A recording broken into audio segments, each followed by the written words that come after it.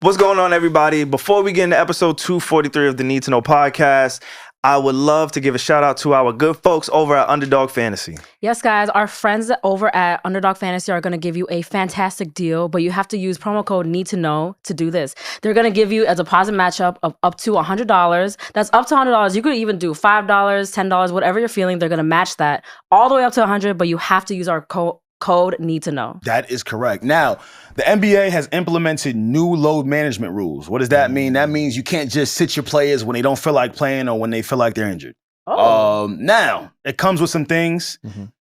Players, in order to be eligible, you have to play at least 65 games, right? Whoa. So players like Joel Embiid and Tyrese Haliburton, they can really only miss a few more in order to be eligible for end of season awards, you know, all first NBA team, second team, defensive awards, MVP, etc. Man. Yeah, well, before we get into this episode, I will need you all to run this up with me, okay?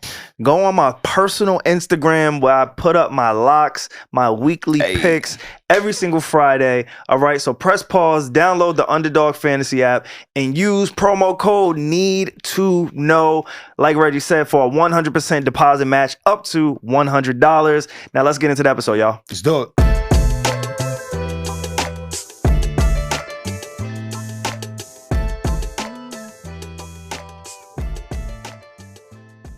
Nobody loves me like you. Nobody. Where have you been? It's so messed up because no, go crazy, go You fucking caught me on the crazy. most important I'm so part. sorry. I'm so Okay. sorry. Go back. No. Do it again. No, the moment has passed. No, SaVon, please. you do your intro or whatever you I were trying wasn't to even do. gonna. I was gonna just talk about like how I feel confident singing in the shower and in my car, but on this pod, I don't feel confident singing. That's a lie. I have moments of you singing here. That was tequila. Oh, so you were singing That out wasn't me. Oh, we were singing out of insecurity that day. I don't mind singing on the mic here because like I'll purposely make it clear like I'm not being serious. Like I sound bad, I know. So I just go for it. Just go for it. But you SaVon. can sing. Oh my God, why do you say that? You have a I've lot of never hidden sang in front talents. of You have hidden talents. I've never Reggie. like sang in front of you though. Why do you guys always say that? You're literally like Can I snitch? 1996 version pianoist. I was about to say, can I snitch? But you snitched already. Like My fault. you mad talented. Me playing piano very well is not special. I'm just Korean. You're bugging. We all just know how to play piano. No, As I'm not giving like Yeah, no. and no As- disrespect. No, I feel like it's not special if I Reggie, do it. That's a lost art. As someone that I know it's beautiful actually. Yeah, it is a loss. I'm glad you said that. As someone that I learned how to make beats a few years ago and had to kind of retroactively understand music, like chords, music theory and shit like notes, that. yeah. No, that's very impressive. No, It's Oh, thanks, dope. guys. Like the hand-eye coordination always fucked me up with the piano. Because how the fuck do y'all be doing that Aren't shit? you? No, but you're amazing at video games, so it's like the same Facts. thing. Yeah, that's literally hand-eye Okay, coordination. maybe instinctually. Yeah, All right, and I'm not good mad with at playing with cats. So cats, Oh my goodness. big cats, little cats, all of them. clean cats, dirty cats, No dirty ones. black cats, white cats. All of them.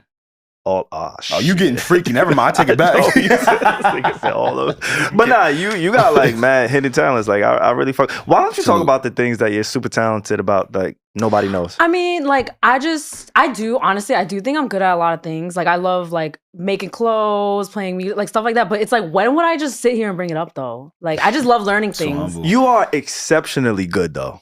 Oh yeah, What? gas it. Oh You my don't God, just now be you're like, okay, dragging it. now I'm dead. Oh yeah, Stop. you adi No. petrol, adi Bro. gas, you adi fuel. She turned into fucking John Legend with black and white video playing the keys. Oh my gosh. Like that's crazy. Kind of fire. Not gonna lie. And not for nothing, we were just singing her song. Shout out to Money Long. Shout out to her. I'm impressed with her because I only found out about like her slaps through TikTok, and so does the rest of the world. So you know, we all got hidden talents. Yeah, you know, not everybody can go viral as many times as she did. So shout out to It's her. a talent. When we talk about, I don't have any hidden talents. That's why I'm impressed. Yo. All of my talents are on full display for everybody to see. But just when would I talk about myself? Like when you're, let's say, like sports betting. I don't know. Yeah. Like making money is your talent. Y'all know I do that. We could talk about it because it just comes up. But you see that, and I'm gonna show you that I do that at a high level. You look like you hit a mean Tootsie Roll though. I can't. What? I can see the nigga. Reg, I can see boy just. I cannot. That's a hidden. I can see you doing That's that. Though. actually one of my weaknesses, dancing. No, Like, that's actually one of it's my not. He weaknesses. just SaVon. If you guys are listening, like he just thinks he's bad at dancing, but he's not. Yeah. You watch this. You have convinced yourself that you're bad at dancing. It's a rhythm to sex, right? Just stay on answer the the beat. question. SaVon, just stay on the beat. There is. Nah, there is. And you be on key, you be on beat, right? But there's a guiding factor in that beat. Like, it's not just in dancing. There's literally music that's guiding you. That's true. And you be having playlists and shit. You one of them freak bulls. Like, your dick be hard and you got to find a playlist first. See, my shit ready to go. I don't even think. Sorry, Regi. Close your ears. Never mind. I feel so. This is very true. Yeah, honestly, Alex, you have any hidden talents before we like get into the podcast? I can sing on the low. I can see that. Yes. Yes. I can see that. I feel everybody knows at this point because you be seeing on the pod and everyone's like, whoa, he's like really good. But see, let's slow it down. See, when you like to make people laugh, though, they just take you as a joke entirely. So I don't like to tell I know how to sing. Be like, yeah, whatever, nigga, joke, laugh. I'd be like, whoa. Like when you get into your gospel bag, people are like, oh my God, he sounds amazing. Thank you, Regi. Thank you. Keep gassing me. I need all of them. I don't think that's hidden though. That doesn't count. I don't think it's not like hidden. What is a true hidden I truly I don't have. can do this with my thumb. Oh, you're double jointed. I'm double jointed, yeah. So my thumb just be moving all out of place. If you're on YouTube, go check it out right now. See, I know how to make bend it. I can't. I know how to make my thumb spin around like look a at roller me. coaster. Wait, guys, vote. Who's cooler? Look on YouTube right now. Look at me. Mine's like Reggie's really shit weird. Is like an L. Yeah, your shit. It is like an L. Like Even though I don't take L's in real life. Like the Arm & Hammer logo. And then is mine cooler or is Alex's cooler? The spin. The spin. Yeah, I'm double jointed. See, I have no cool features. Nah, you do. You know what? I belly the roll. self-deprecating is going crazy. No, I'm just being honest. I have a saber tooth. What does that mean? Y'all never knew that. See, I don't want to lie. Y'all never knew Wait, that. what does that mean? You got a saber tooth. What is a saber tooth? What does that mean? You never seen my like shit? the one on the tiger? I never showed you. Like the one on the tiger? Yo, I got a big ass tooth. Where? And that shit is so far deep in my mouth. Pause. Wait, what? Like, no, dead ass, Regi. I'm gonna show you. Ready? Like Alex, it's like just talk real quick. Okay. But don't laugh. I'm gonna laugh. The real reason why I don't see you eat. You can't see I don't see you eat That's box. how ill my shit is hidden. Like, it's that hidden from y'all. Like, I still don't know what it is. A saber tooth is usually that doesn't look that bad. Look, it looks like that looks like a normal tooth. Is it in your front set? Oh shit! What? Oh, that looks like a normal tooth. You keep that shit tucked like a Glock. Oh my God! I don't know where that shit. I hate you guys. Because Regi, I've been knowing this nigga mad long. You can't see it. You'll never see it in your life. Okay, don't get offended. But that's it just looks like a normal tooth that's like crooked like this. It doesn't look like a huge, crazy tooth. Look how this shit is deep. This shit is like in my chin. That's kind of okay, but that's not like a hidden talent though. Why do you? But that's my hidden feature. That's my hidden feature. Maybe I don't got a hidden talent. I got a hidden feature. That's kind of fire. I really don't got no hidden talent. Oh, like when people in icebreakers when they tell you, "Oh, say a fun fact about yourself." Do you not have anything? I pull that out. I pull my tooth out. That's lame. That's lame. I can imagine in a college classroom, he's like, "I have a saber tooth," and it's just like silent. They're like, "Okay," and they just move on. You just be killing food when you get it, don't you? I don't know how that shit happened. I really don't. But I take pride in that shit because I don't got like the double joints and the shit that move like that. Like, yeah, I can roll my tongue, but yeah, I don't got no saber tooth. That's a Dominican you. I'm not that good. He said he can roll his tongue. That's a Dominican in there. I'll take that. I'm not Dominican. I'm not, but I'll take that. Playing. Speaking of Dominican, I'm pissed off at 21 Savage. Wait, before you introduce 21 Savage, introduce yourself. Oh yeah, what's going on, everybody? I'm SaVon's. My bad. Hey, what's up? Wait. Nah, that ain't got me tight. Hey, what's up, y'all? It's your boy A, as always, the Paco Rabon Poppy. Never alone. I'm always with the posse. Wait, 21 is Dominican? Regi, this is kind of where you kind of say who you are. Okay, sorry. Okay.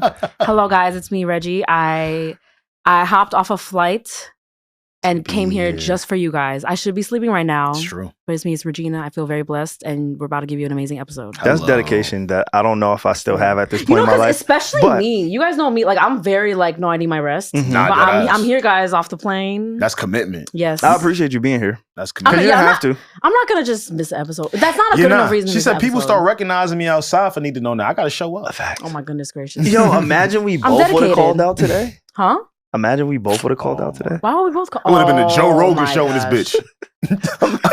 It would have been the Joe Rogan show. I just would have been in here saying, "Here, Nicki Minaj, hey yo, Meg Thee Stallion." No, and like talking normal, like, so what do you guys think? And we don't got and it's like Pierre. silence. Like, imagine we just because we both like, whatever. Anyway, I'm pissed off at 21 Savage. Speaking of Dominicans are known for smoking hookah. Hookah is a thing that I like to partake in. Alex, I've never seen you smoke hookah. I don't know if that's your masculine energy, whatever, toxic he masculinity. literally smoked hookah at your own birthday party, SaVon. I did. He did. He did? Yeah. Yeah, but I did it low. Oh my Yeah, God. he don't do it like he's supposed to do it. That's like his hidden talent, smoking hookah. And I also I'm a marijuana consumer. Yeah, and y'all don't really, y'all be fucking up the hookah vibe. We do. We y'all think we're get supposed to hookah inhale bad. it. Yeah, exactly. Y'all be How fucking do you it do up. it? So how do you do it? I don't know how to do it because when you toting dope, you hit it. Also, a lot, like all of my weed smoking friends, they hate hookah. They're like, what is this? Yeah. Like they don't like it. So, Well, let me tell y'all why I'm pissed off at 21 Savage, and then we can kind of move on because I'm tired of the stigma. He said that shit for the bitches. Yeah, he was with Kai Cenat, and I didn't like what he had to say. A little bit. I smoke it in DR. You know, I feel like in the DR, like it's just necessary. Like you feel. Wow, he's tight. What is that, Ayo? Yeah. He's disappointed. So smoking hookah is Ayo. The girlies smoke hookah, bro. The girlies. oh my God, whatever. I don't like that. I don't like that. Yeah, I don't like that. I either. don't abide by. I'm not. No, that's been something of like the Who last 2 or cares? 3 years that these men with all this bravado is trying to put out into the world. You wanna know what it is? I don't subscribe to it, It's and the I don't agree. It's the flavors. See, with marijuana, you got like sour diesel. It's like shit sounds strong. Like some of y'all should be like mint watermelon. Yeah. That's probably what it is. I don't think it's like for the girlies though. You can't It's be like best guava friends with passion. Drake. You can't be best friends with Drake Good and point. shoot at niggas that smoke hookah. Nah, that's No, a good also point. like Facts. 21. I don't know That's if a it's good just point. our demographic, but I never hear people making fun of men for smoking hookah. We all just do it like in the club. I've heard that recently. I've heard Oh, men well, aren't who supposed cares? men Just smoke aren't it. supposed to smoke hookah. Live your truth, SaVon. That's That's cap. what I've been hearing lately. Nah, that's cap. And It I'm doesn't not a matter fan of that it. it doesn't matter that 21 Savage said it's whack. Just keep doing it. Hookah has been a vice for many people over the years. Okay. All Absolutely. right. As long as y'all on the though? same page. This as is me. what it is though. When you're used to being around baddies, that's probably what it is, right? Like he's probably so accustomed to seeing Only the girls. Yeah, only the girls in the sections talk on hookah, and then maybe a few dudes might. It's because he's from London. No, I was about to say. It's because and that nigga's from the No, UK. he's from Because the- in Atlanta the has a A. hookah scene. No, but I want to lived know. there, I was though. just about Nah, to that say. nigga from London. Is Atlanta's hookah scene Hey, different? Like, bruv. Atlanta's hookah scene is on fire, Bruv. Yo, dogs. Hey, bruv. no, your accent sucks. Okay. Bruv. Push the Say peas. say. Push the peas. Say, innit? say hello, bruv. Hello, bruv. Okay, see, it's You better. sound Hello, bro. Australian. Niggas sound Australian. Nah, the hookah scene in Atlanta is prominent. It's popping It out is, there. but It is it just the girls? Maybe that's why he's saying that. I seen a stripper blow a O out of her ass crack from the hookah pipe No, you didn't. in Atlanta. That's talent. Now that's a hidden talent. That ass. No, that's impressive. That's Stop what I've playing with seen them. before. That's a hidden talent. That's hard. Damn, son. I can't even blow an O out my mouth. She did it out her ass crack. That's fire. Nah, that means you don't be playing with your mouth. That's good. I said you don't. I said I don't. You're absolutely right. But yeah, I was mad when you said anything about DR. Made me think about Uptown. Made me think about hookah. Yeah. Then it made me think about 21 Savage. I don't appreciate him getting on like the biggest live streamer in the culture, Kai Cenat stream, talking down on hookah because just because you're not a baddie, like, and Yeah. this nigga went to a whole slut walk. Yo, you got receipts today.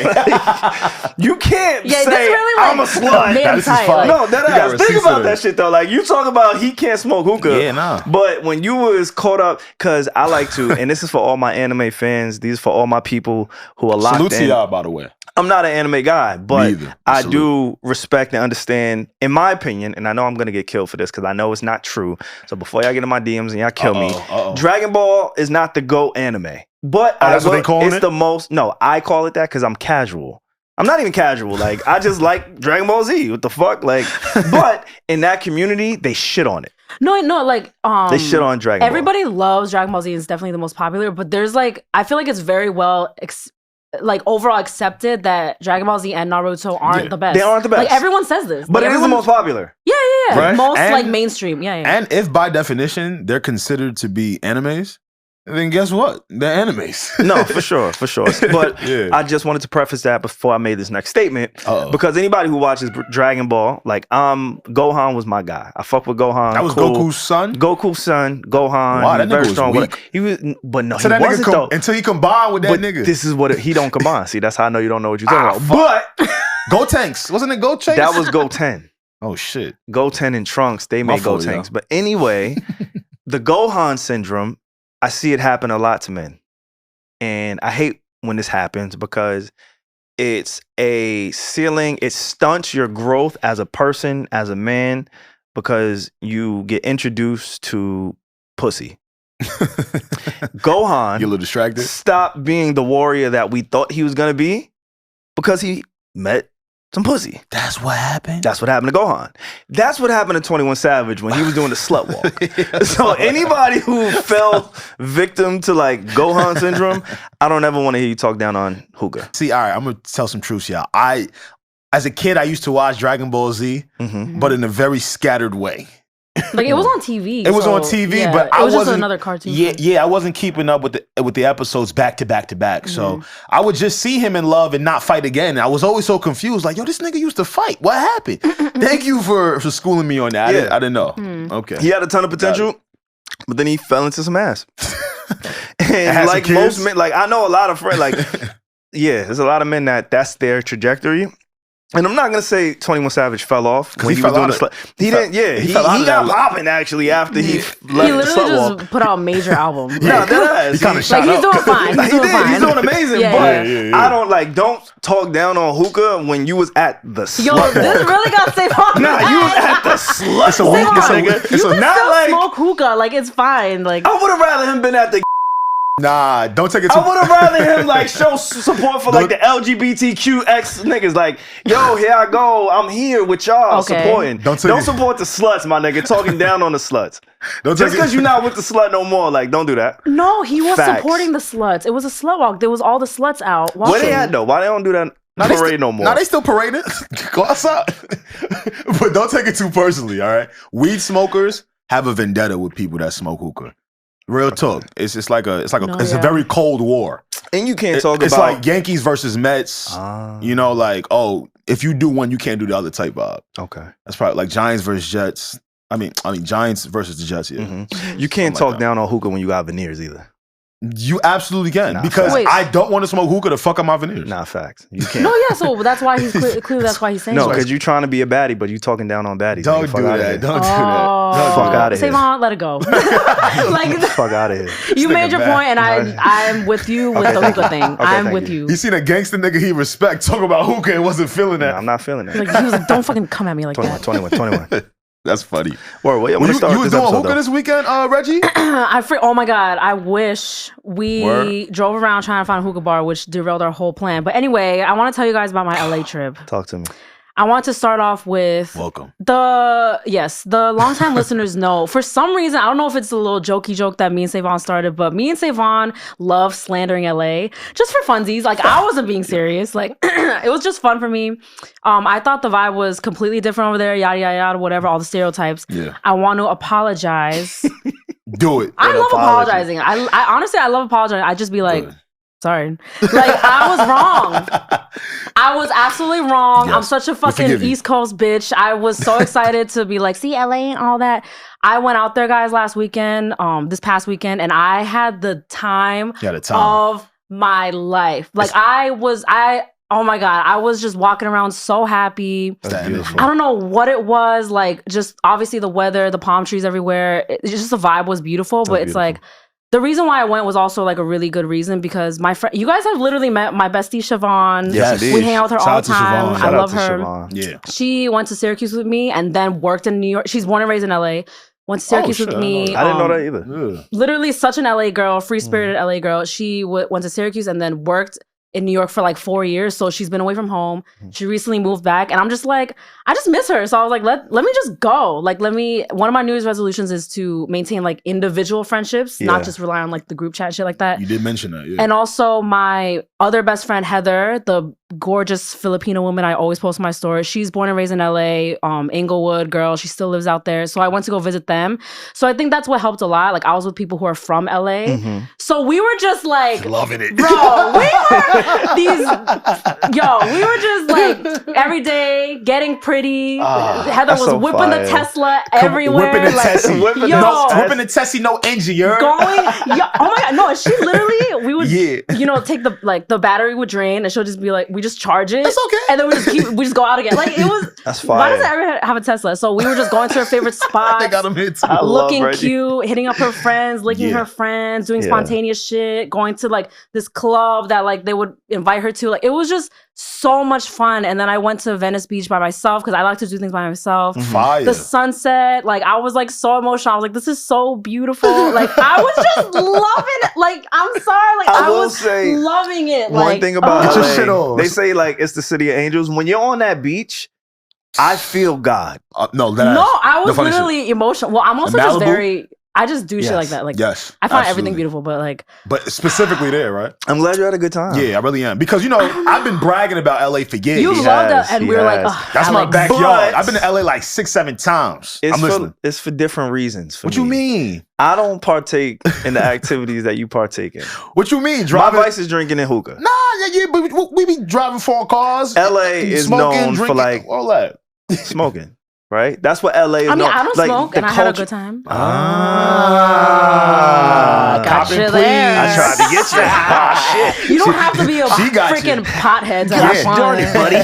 Fuck, Yeah, holy maybe moly. SaVon, we need to show SaVon, and like we need to go Yeah, we to gotta LA show with him. SaVon and have a good time. gotta Because show now him. he's the only one that doesn't believe. I love it out there. But I don't know. I was just feeling so good. And I feel like LA is specifically for the baddies. Yeah. I would say so. And I'm gonna tell you.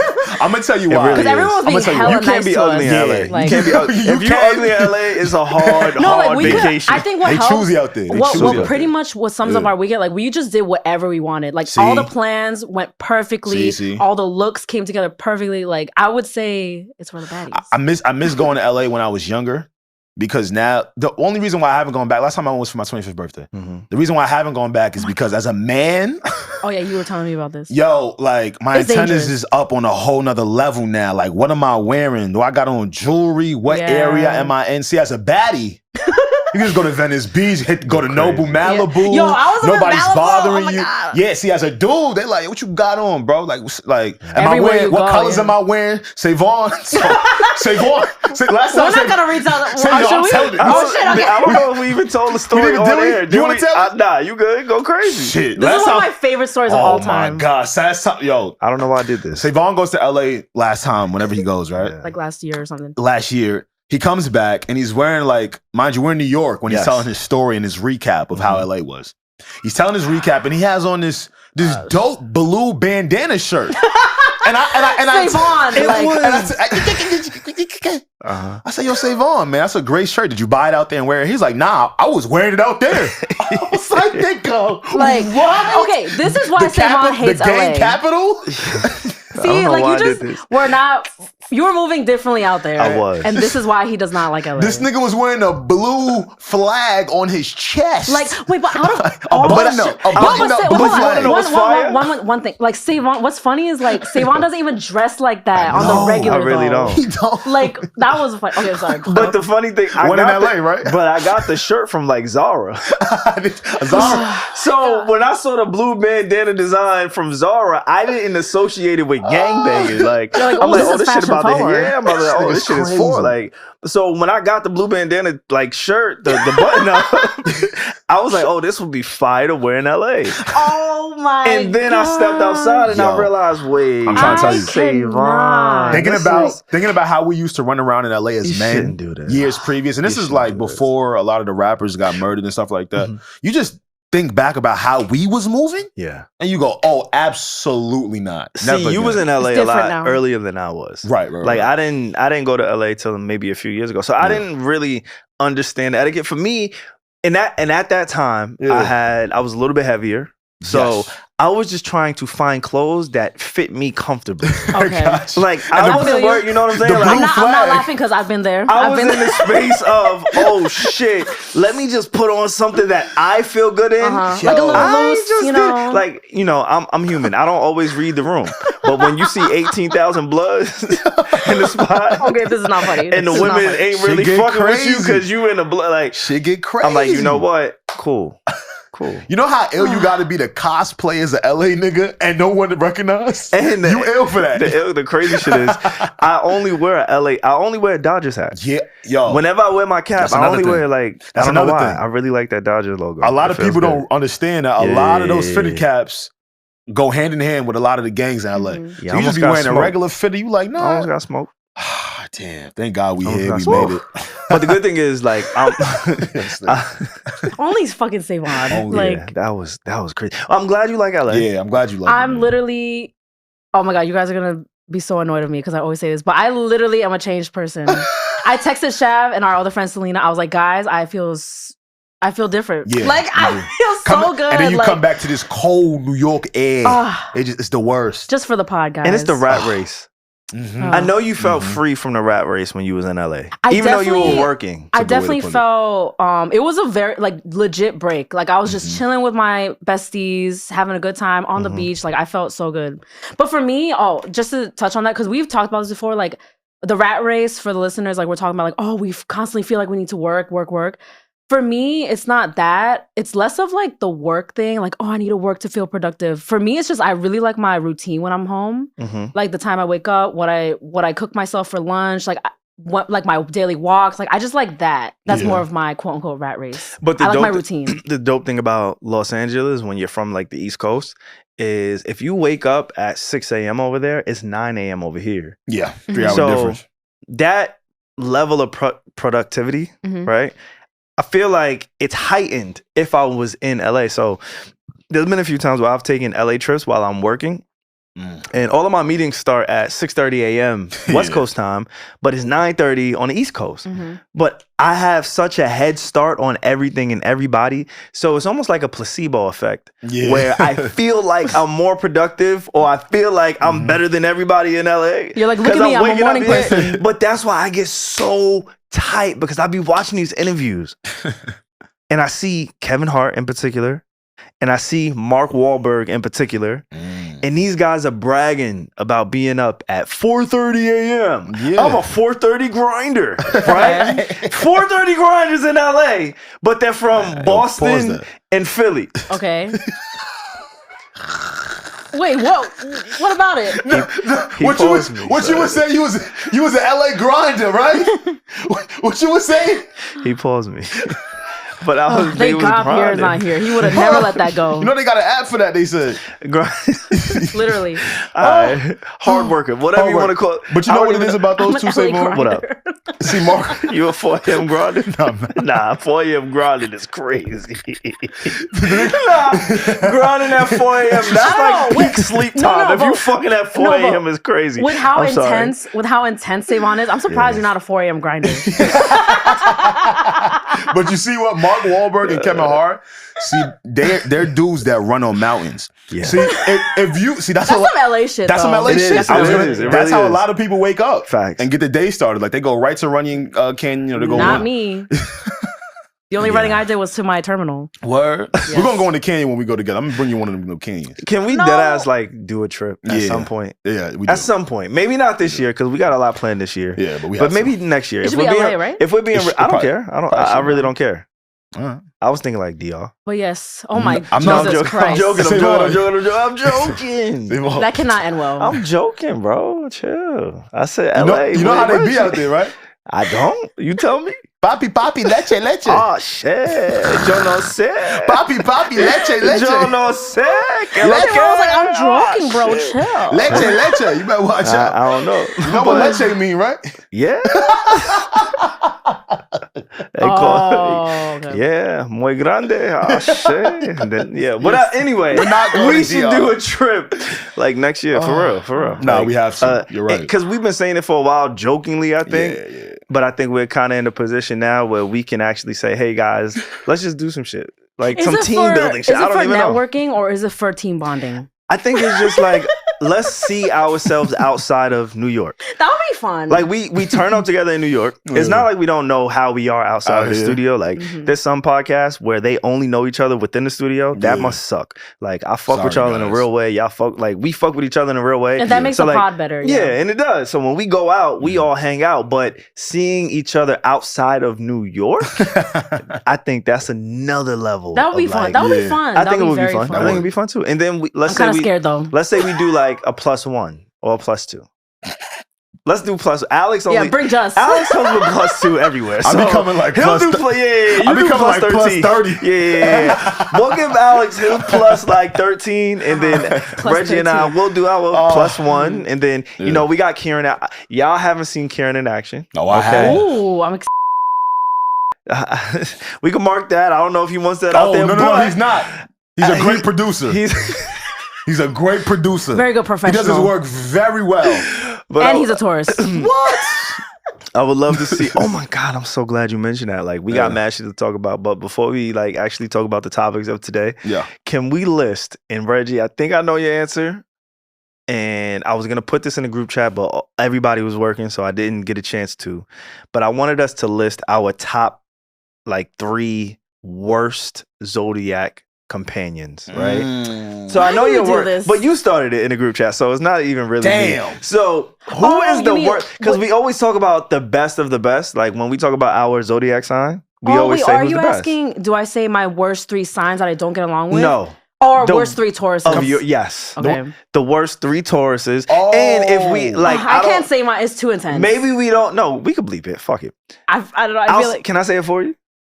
You don't gotta say it. I'll put it on wax. But I wanted us to think about the absolute worst person in our Zodiac sign, because I feel like we're very prideful people, right? Ego is a driving factor when we talk about our Zodiac signs. Like I'm never gonna name the worst person. I'm always gonna say like the best person, right? I'm always gonna name like LeBron James and Muhammad Ali and Jim Carrey. Get it, you're Capricorn. Like I'm always gonna name like the best of the best. So why don't we take the time here on the Need to Know podcast, and also our listeners? I would love to hear the worst person that you could think of, because we're only 3 of us, right? So that's only 3 signs that you get. I don't know, but they're Scorpios. There's a lot of other people. Okay, I'm listening. Like Taurus famous people, only like good people come up. So I can't, no, like they're not gonna list like bad like criminals and shit. But I think we all kind of have a sense of who is like. You go first. I'll go first. Oh my God, Queen Elizabeth is a Taurus? There you go. Why are you guys giggling? There you go. Nah. Okay, that's my answer. No. Whatever, I don't know that lady. Your answer's crazy. All right, the worst person that I could think of offhand, and this is gonna pain me to say it, but he did it to himself. What he do, bro? Oh, I know who you're gonna say. He's a Capricorn? R. Kelly. Oh. Shit, I think SaVon won. We might could just end right there. R. Kelly's a Capricorn. Oh man, so talented but so sick. So talented but yet so sick. Oh shit. No Neo. Damn, yo, it's crazy. Yeah. Anybody I could think of? Reggie is I'm an Aries. I've never seen Reggie sweat. Me either. Because I didn't know this information until 2 weeks ago, and Kieran told me, and now my life is ruined forever. You gonna say it? No, SaVon say it. I don't want to be on camera saying it. You say please say it. Who is it? I don't know who it is. Oh, you want me to say my shit? You really don't know hers? No. I don't think he was there while we were talking about it. Like, I got R. Kelly. I might have said, yeah. R. Kelly's fucked up. He's horrible. Yeah. But like Reggie's, he's like him. Word? He a Taurus? Oh, for sure. Get rid of that nigga. Yeah. Game done. I'm gonna say way to kill the mood, guys. I'm so sorry. Wait, nah, you know what's fucked up? Nah, he the worst. They got the same birthday. Stop! SaVon! Y'all remember this now. You don't have to keep going. Yo, my fault. Don't worry, Reggie. It's public record. Wait, hold on. Let me her shit now. Like slip in a Caucasian phrase. Stop pouring salt on the wound. That is fucking. Yeah, you might have won this game. Right, I ain't gonna lie. Yeah, I'm not gonna lie. Yeah, you might have. I'm an Aries, and for the most part, we're really good people. Mm-hmm. But Lil Nas X.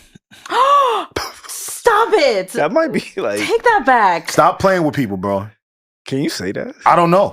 You're not an ally, Alex? Wow, I didn't know that. I love the LGBT community. He's not gonna keep playing with Jesus like that. He couldn't even say it. What? I love the LGBTQ community. Okay? Yo. But you're not gonna keep playing with Jesus like that. Nah, facts. Okay, I'm with you on that. I'm with you on that. I'm with you on that. I'm with you on that because he playing with God. Super right because even Lil Nas X was like, I'm bugging, I'm sorry. Yeah, I ain't playing with you. He apologized. No, he did. Yeah, he did. Well, if you don't get off the son of my father's cross, He tried to remix J Christ. Yeah. J Christ is crazy. That's crazy. Nobody ever called him that. Nobody ever looked at you like that. Yeah, nah, I'm not doing We that. looked at you as an artist. I'm with you. I'm with you. This episode is so unhinged. Boom. No, I'm with you. All right, man. I'm with you. We got our hate talk. Yeah. Where do y'all want to go? We can go so many different places. Speaking of hate, we can talk about hate. Yeah. Women hate. There's women hate in hip hop. Oh man. There's women hate in hip hop. Nicki Minaj, Meg Thee Stallion. They're beefing. Nicki Minaj she just be beefing with everybody. And I'm not gonna lie to you. I'm always like conflicted whenever I hear these stories about Nicki Minaj. Yeah. Because the one time that I had to actually meet her, she was such a sweetheart. Oh, you had a good experience. She was like, She definitely has that good side of her. Yeah. you know, and from her public persona, I can't judge her. I can only judge when like my interaction. And again, very, very tiny, small sample size. So let me not sit here and try to make it seem like I know her because I really don't at all. Oh my God, that's like me, and that's exactly how I feel about Joe Budden. I know so much about him, but the times that I've met him, I have nothing bad to say. Like he was actually like amazing, like to me specifically. Yeah, so I get what you're saying. That's how I feel about Nicki. Like when I met Nicki, she was just a really nice person. And when the cameras came on, I saw the performer in her. I saw the entertainer in her. I saw the professional in her. Like when the cameras come on, that's what you're supposed to do as the biggest fucking woman in hip hop ever. That's exactly what you're supposed to do, right? When cameras come on, I perform. But when the cameras were off, that's how we kind of judge the people.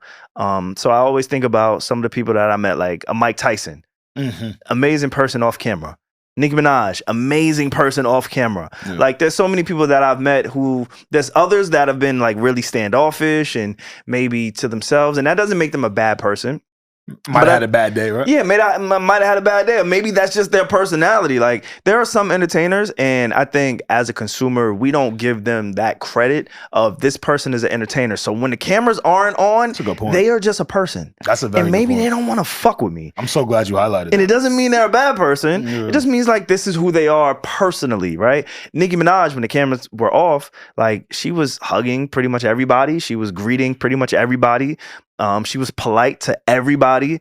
Her husband was there like the day that I got a chance to meet her. Yeah, her husband, he had a different type of energy. Yeah, but you're not an op. I'm not an op. I was with somebody who he may have considered an op at that time. I don't know how he feels today. Got it. There was a lot of tension at that time. But as far as her, who she was, like she was moving like the president. She had security. She had everything in place, and everybody and everything was like beautiful around her. So when I see the narratives online, my bias is like, yo, she's fucking amazing. What are y'all talking about? Your bias? I met Meg too. Oh shit! I was about to say, yeah. Oh fuck! Yeah. I forgot I met that motherfucker too. Well, she did a pull up with Joe Budden. She did do a pull up with Joe Budden. You pulled up. I did pull up. I did. Yeah. Meg. So I didn't have. You a hottie?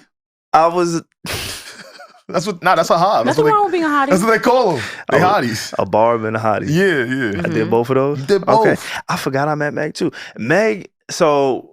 I will say the biggest difference between the two of those women at the time that I met them, Meg was still fairly new. Oh yeah, for sure. Right? So can nobody look like me? Can you look like me? That's when that shit was her knees wasn't really broken in yet. Can nobody look like me? I still don't know the name of that shit, but I remember that shit, boy. Like when I met Meg, she's a lot. She's greener in this industry. Oh, okay. Greener. Right? And when you met Nicki, she was already a vet. Like she's seasoned, legend. so she's been doing this for a long time. So when I met Meg, I could tell her team was very like protective of her, very conscious of her. Like her makeup was being done as she was walking through the hallway because they wanted everything to look perfect, and she didn't really have the rapport or the relationship at that time with Joe. I'm pretty sure Joe and Nicki probably had a little bit more of a relationship because of the tenure of how they've been in entertainment. They queens. There was a difference in that, but to see them at current today's state, it's pretty odd. I got to be honest with you. I was a bit confused. I had to go back to even how all of this shit started. So those of you that don't know out there, Meg Thee Stallion released a song recently. It's called Hiss. And on Hiss, Meg was getting at a lot of critics, maybe some haters, maybe some people who have spoken on her name in the past and she hasn't necessarily addressed on wax. One of the people that she sent shots to was Nicki Minaj. Some other people, her ex and Partisan Fontaine. Partisan Fontaine, released a whole song on her not too long ago. And, basically just trying to explain his side of things. So when I heard Hiss, I promise y'all, I didn't think any of this was going to happen. That's how stupid I am. Did you know that? But did you realize it was a diss to Nicki and you were like, oh, it's going to be fine? Or you didn't realize it was a diss? This is what gave it away. Okay. If you guys look up, and this is why you got to stay away from people who rap. Like if you're dealing with somebody that raps, they can be very slick with their bars, and it might go over your head. One of the bars that Meg Thee Stallion said on her song called Hiss, which made me realize that she was speaking to Nicki, was when she referenced she said, "Yo, these niggas or these bitches ain't mad at me, they mad at Megan's Law." Now, let's define what Megan's Law is. Megan's Law is the name for a federal law in the United States requiring law enforcement authorities to make information available to the public regarding registered sex offenders. Now, if you know anything about Nicki Minaj's spouse, he has a history with this. And, the internet constantly jokes on him about how he can't visit a playground, how he'll never be able to go to his son's basketball game. Like, y'all get real slick on there. So, Regi, to your point, that's what made me realize, like, oh, shit, she ain't say a name, but, oh, shit, she talking about her. And not for nothing, that bar was hard because her name Megan. Her name was literally Megan. That's hard. That is hard. That's hard. That's creative. It is creative. I didn't think any of this was going to be birthed, but I didn't, you know what it was, bro? I guess I didn't truly realize the beef that was already lying between the two of them already. Like brewing. Regi, would you know more than us on this matter? I don't know, because when I think of what I do know more of is, like, obviously, I think what everybody knows more of is Nicki Minaj and Cardi B. Like, that is where it stems. Right. But also, I think a little bit of it, I don't know how much people agree, but also, people are joking, and it's very true. Cardi B and Megan Thee Stallion have a phenomenal relationship. Like, they're like work wives. They do so much collaboration together. Their biggest song is together. Yeah. WAP. So I think that has a little bit to do with that. I don't think that's why they're full on beefing. There's probably a lot that has gone on behind the scenes. And then this is what I read, but I don't know how accurate it is, but this is all I could find. Apparently, like, Megan Thee Stallion allegedly had once made a joke to Nicki Minaj of, like, getting an abortion. Like, she she alluded that she was pregnant, and then, like, Megan was like, oh, you know what to do. Like, something like that. I guess that's all I could find of why this beef started. But I honestly don't know specifically why they're coming at each other so hard like this. Yeah. So I will say this, though. That Megan's Law bar definitely stung for Nicki Minaj, because she went off after that. Yo, she got up on Twitter. She got up on IG Live. And that's the one thing I hate seeing from the elder statesmen in the space, the greats. I hate seeing that because, you already great, right? Fact. You hopping on IG Live trying to convince me and however many people of where you're coming from or defending yourself, it doesn't come off across as the way you think it is. And we kind of look at you like, damn, but you ill with the raps. Why you going out like this? Because this isn't her first time doing, because she used to punch down at Lotto a lot. That's also something that happened last year. So I don't know. She's been doing it. Yeah. So in response, Nicki, she decided to release her own diss track. The diss track is called Bigfoot. Before you even get into Bigfoot, selfishly, like, we all grew up in a same era, honestly. I appreciate competition in hip hop. Like, Oh, Like, There you was- like rap beefs? I do. Yeah. Yeah. I do. I'm not gonna lie. I Also, do. fun fact: rap beefs related episodes are like our best performing episodes. You So know, y'all- that so- actually makes No, sense. so So the the people listeners love love it too.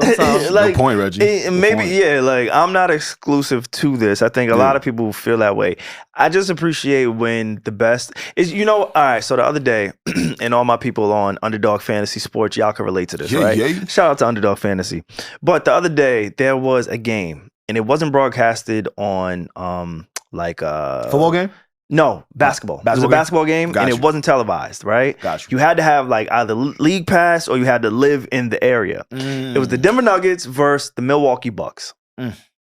Any of my sports fans, Alex, Yeah. those two teams Local. have top 3 best players in the league. You want to see those games? However you want to fucking slice it, we Yeah. got Giannis Antetokounmpo, Yeah. and we got Nikola Jokic. Yeah, and right? throw Damian Lillard in there Dame too. Lillard, like Yeah. we got stars. Yeah. But selfishly, I was excited to watch the Joker and Giannis. yeah, I wanted to see that matchup. the two Like bigs. Yeah. the two most marketable, most talked about players. Like Giannis has a ring. Giannis is always an MVP candidate. One of the most marketable people. Nike deal. He has movies, documentaries on Disney. Like Giannis is him. He's one of them. He is him. And Jokic, who just came off of a ring, just won an NBA championship last year, Yeah. and 2-time MVP, top 5 in triple doubles, and like he's him too. Like Goes so, on and on, when I get to yeah. see 2 of thems, You get hype. hims makes thems. You get Like right? excited, yeah. When I get to see As those Basic 2, grammar. Yeah. As a fan of the sport. I'm excited to Okay. see Yeah. those matchups. Right? Absolutely. Okay. And neither one of them duck smoke. Mhm. Okay. They guard each other. Mhm. Right? So seeing those 2 NBA giants go head to head. Mhm. It's for like me, fun. It's fun like for holy you. shit. I'm actually gonna stay up to watch this game, even though it's Denver and Milwaukee. Some people would consider those like secondary markets. They're not like LA, New Not York. major markets, They're not major sure, markets. sure. They're not. But they've won championships. But they even- both yeah. won So like championships. recently, they're like the main topic. Exactly. Yeah. Right, So right. for me to see those 2 superstars go at it, I'm going to stay up later, even though it's on the West Coast, and I got to stay up till 1 a.m., 2 a.m. to watch the whole game. Yeah. So when I see a Nicki Minaj and I see a Meg Thee Stallion, I relate it to the same way. It's not necessarily like, oh, I want to see these people get hurt, or it's beef, or fuck these people. It's like, I want to see the best of the best acknowledge each other, no matter how they feel. If you love each other, cool. Like, I think one of the things about J. Cole and Drake, they fuck with each other and it's on display. So it's a moment whenever they get together because it's like, oh shit, we see some of our greatest artists, rap artists, come together. But then also, let's say there is some tension. I want to see that too. So why is it that sports fans can appreciate and understand head-to-head matchups and competition? But every time we get beef in hip hop and rap, everyone gets so confused. The goalposts get moved, lines get blurred. I saw a plethora of opinions and takes of people mad at what was said on both sides. And I wanted to start there. You're right. I'm glad we started here before we got into like the diss tracks itself. What is it about hip hop where people go, nah, like that was too much. That was too far. You shouldn't have went there. I thought I was raised in an era where like, yo, 50 was going at cats on the mixtapes. You feel me? Like we come from it being a sport and like SaVon's said, leaving it at the sport. We don't want to see nobody get hurt. The moment somebody get hurt, now we all crying on Instagram. Now we all resharing their shit. So I thought this would be the one place everybody appreciates a battle to be had. All right? Now, I saw people say the Megan's little bar was a little too far. Not far at all. Not even. Especially because her name is Megan. Like, come on. Top tier creativity. All right, let me mention another one. Okay. On Nicki Minaj's diss track, Bigfoot, Yeah. Nicki Minaj does speak about the death of Megan's mom. Now, on a personal level, I could totally understand why people would be like, all right, that's a lot. I can't even imagine that. And I always send grace and love to the people that have gone through that. I got no beef. But I gotta keep it a buck with you. When it come to rap, so long as she's saying it on wax, I don't think I got an issue with it. But see, if you go up on your IG Live, if you try to make content out of it, then I can understand. But what is it about rap where we completely forget the rap battle rules? I think it's like what people will say is, and I think I'm more on this side, is like everything is fair, but unless you're talking about somebody who can't defend themselves, like somebody who's deceased, somebody who's sick, like children, I feel like that is where I kind of see where people are like, can make a case for like, you know what, that was a bit much. But also, I mean, at the same time, there's been far, far, far worse than this. So that's why I fucked your bitch, you fat motherfucker. No, Get money. The most classic rappers are like having way worse than this. So, SaVon, why you laughing? That's what Pac did. That's a bar. That's how I start my morning. that's how it starts. That's my alarm clock. That's fire. I wake up to that shit every day. You waking up at 4:30 a.m. Oh, you wake up in it. That's why I fucked your bitch, you fat motherfucker. You be waking up in that mode. But that's not too far though, because Every he's directing it right at his opponent. He's not making fun of his like dead father or something like that. Yeah, but sometimes you got to do that. Like you gotta really go there. You have to go there. I'm not a rapper, But so also, I don't know. Megan started it, so. And I was gonna say she started it, but then also like if you don't want people to violate you in rap form, be an accountant. Like go sign up to do something else. Go be somebody else. For real. Because when you're in that position, it comes with the territory. To Megan's credit, well, I don't know if there's gonna be an update by the time you guys hear this, but Megan didn't say like, oh my God, you went too far. You know what I mean? Yeah, her Megan supporters. didn't say that. She didn't say that, right? But her supporters, her fans. Charlamagne also said he thought that was too far, by the way.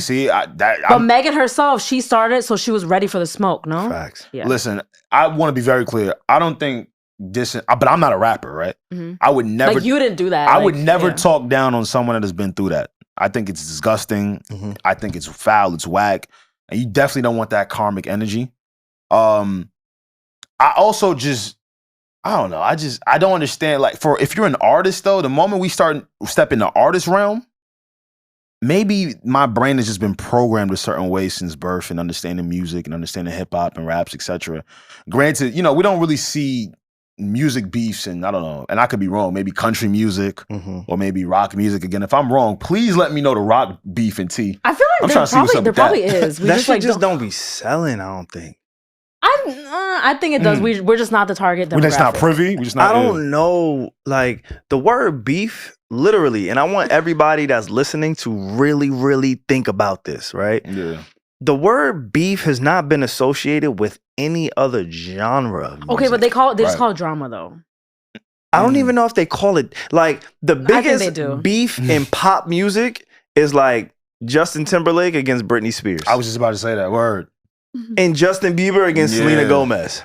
It's breakups. And Ariana Grande versus the world. She be beefing all of them. Cause she be fucking all of them. Oh, that's what she doing? I don't know. That's what they say on the streets. Oh. No, I think that's a good reason. I think we're just not the target demographic because these pop stars do be talking about each other in their songs, and like the internet goes crazy. We just like don't care. You know why? Like maybe they don't write they shit. Yes, they do. I mean, not okay. Pop stars. Most pop stars. Most a pop lot stars. of them do though. It's not like nobody writes the music. Nah, Charlie Puth be writing all this shit. No, literally, there's. I ain't gonna lie, that nigga Charlie Penn is crazy. I swear, Reggie, I assume just most pop artists walked into the studio with a writer. Like, for example, like Ariana Grande, like, I mean, she does have writers. Victoria Monet was one of them. But she does also write a lot of her own lyrics as well when she's like really trying to like get some shit off. But it's just one of those things where for whatever reason, I think a lot of people probably did like studies and case studies, and it's just being honest and aware. Like black people, black on black shit just sell. Black people move the needle in all ways, in all aspects. In terms of like so when they're beefing with each other, that moves the needle too. And again, I think when we have the giants of the industry, it says something different. Like, I want to see the best of the best acknowledge each other, however it may come. Now, as a consumer, I want to see beefs. Pause. Like, you mentioned the best big of the beefs. No, you don't. No, you don't. But you mentioned no, because there's little beefs. I bet. Like Eminem and Benzino, that's little beef. You don't want to see that. Yeah, that's a shrimp skin beef. Right there. You don't want to see little beefs right there. That's a 1998 I would beef. rather see the big shits, Hey, like the Meg PSA. and the fucking Nicki. PSA, I don't want to hear about no beefs from when I was 2 years old. Literally. Okay? Yeah, that was mad. That niggas was ago. beefing since like 98. I was literally born in 96. So please, just save it. I don't want to hear it. That's called ED. Erectile dysfunction? Yeah. That's the type of beef that don't get up no more. Because niggas is not checking for that. Nah, that me. Niggas is not checking. Like, I'm not checking that for that. beef is not even We're getting not checking up. for that. That's ED But beef. it is a thing. Okay, so ED beef. Did you? This big beef. These motherfuckers is, I ain't gonna say no names because that's crazy. Nicki and Meg. The best of the best, right? Mhm. It's a mainstream The beef. best of the Yes. best, right? So you guys have heard both songs? Yes, I did. Okay. We're talking about the best of the best here Yes. in that genre, right? A newer act and a legacy act. Facts. How do we feel about both records? I'll let our journalist, Yeah, our in-house in-house journalist. go first. Yeah, she gonna hit that. Yeah. But she might have been too late in LA. She might have not had a chance to get to it. She ain't hear it on the bigs. Hey, you said it, so I didn't have to. Yo, I came up here pre-production. I was like, oh, let me catch up. I don't know. Like, am I supposed to? We're gonna discuss like who took round one. I don't know. We can. I have no idea. You heard both, right? I did hear both. Okay. In terms That's okay of, if you didn't. I did hear both. I honestly, it's not even just because I was in LA and like wasn't paying attention. I don't know. Like, I don't know whose is better. I will say Nicki's does sound like she literally just recorded it like yesterday, but that's not like a slight either. It's clearly, if anything, that's better because it means that she heard the track. She heard Mega's track and like got in the studio. And I like the authenticity of that. Yeah, you're supposed to see the answers on the test and pass the test, right? I don't know, guys. I don't know how to feel. I don't know how to feel. I think Megan's biggest shot, I think that was the more clever bar. But I think Nicki hit more where it hurt. I'm not mad at that. I don't know. I think from a technical standpoint, I like Megan's approach. I like Megan can really rap. Megan Thee Stallion, like she can really, really rap. Like she knows how to ride the beat. She knows how to find a cadence within the pot. Like Megan can really rap. Like she's not a mumble rapper. Everything that she says, I can hear. So I appreciate her technicality from that standpoint, if that means anything. Right. But I think the better diss track, I think she also had the better diss track. I think Nicki Minaj gets in her own way sometimes creatively. Like I think sometimes she has so many layers of the artist that she is that sometimes she tries to combine it too much. Like I'll give you a perfect example. When I went to Puerto Rico for my birthday, I played Needle with her and Drake for my friend. Oh yeah. On her last album. On her latest album, yeah. And I think that's probably one of like the standout records. And you can clearly tell, and I think this is documented, so I don't think I'm revealing anything, but you can clearly tell that that was a Drake song given to Nicki Minaj. So from what I heard, that was a Drake song for all the dogs. I can see that. But it didn't sonically fit what Drake was going for. So Drake said, hey, you can have this record. That's what I heard. Phenomenal record. And if you listen to it, if you listen to it, it sounds like a Drake song featuring Nicki for a reason, right? Like, so Drake's I'm not like trying to break news there. But when Nicki's parts came on, I feel like instead of her just taking the approach of let me find what works for this song and let me just go with that, she kind of did the safe thing, which is I'm going to put on multiple hats on this song. I'm going to give you this voice. I'm going to give you this cadence. I'm going to give you this structure. And I'm going to go there. Instead of just saying, all right, this fits or this is what I want to go with. Yeah. Let me just stick to this, right? Yeah. I think Nicki does that with her rap songs sometimes too. Or with songs in general where she'll put on different voices. She'll bring out Roman. She'll do a lot on, she'll over-deliver. And I feel like she over-deliver on a diss track where if you just dissing this bitch, like just diss the bitch. Well, you're saying you're saying who didn't do that? No, I feel like Nicki just did a little bit too much on her diss track. I think it was good, but she just went crazy. Also, before you go, Alex, I think we didn't even like say more because Nicki said a lot. She just went directly I'm gonna read it. Okay. Oh my God, I was gonna read it. Okay, no, you can if you want. No, you read it better. Rock, paper, scissors. No, Alex, do it. All right, bet. I'm the baddie. Nicki coming off Nicki's last album, Pink Friday 2, was so fire. I do love that album. Right? It was so I'm a dude and I thoroughly enjoyed her. Shit, there's even a gospel record on there that I really bang with. her album was so fire to me that when I seen that, you know, she was on IG Live teasing, she had a diss track, I was like, oh, shit. Damn, she already in mode. Mm-hmm. She already polished. She already know how she want to sound. She about to get right to it. She probably was saving that too, though. She probably had some of those like disses in mind already. I wish just waiting to use them. Yeah, and I wish she would have saved a lot of them for the record and not IG Live. So like some of her jokes could have, you know, been fresh to us. Because we already heard that, like the shockers. Yeah, the shockers. You keep calling somebody Bigfoot on your good foot. Giddy up. Like I saw a bunch of like the teasers, which is her online. making fun of Meg for getting shot by Tory Lanez. By the way, right. That was another thing that people were upset with. Right, and again back to rap battle rules. Like, is it too far? Was that too far? Was that too? Nah, nothing's too far in rap beef. We're talking battle in my rap. opinion. If you signed up for rap, like whatever comes your way, comes your way. This is gonna come with it, right? Yeah. And I just wish more people understand that. Now, as I listened to Nicki's diss track, Bigfoot, I thought to myself, see, this is the importance of when there's a breadwinner, you need somebody that's not afraid to talk or lose their job. Nicki has signed these great producers. Shout out to Tate Cobain. I enjoy his music. He's been featured on, he's been making music for years, but he recently signed with Nicki's label. She just has people on her side that make music on a normal. My thing is though, you gotta be brave enough to be like, yo, queen, you queen, right? Your album was so hard that let's make sure anything that we release, especially because you just put out your album, comes close to that in terms of quality, in terms of product, what's being said.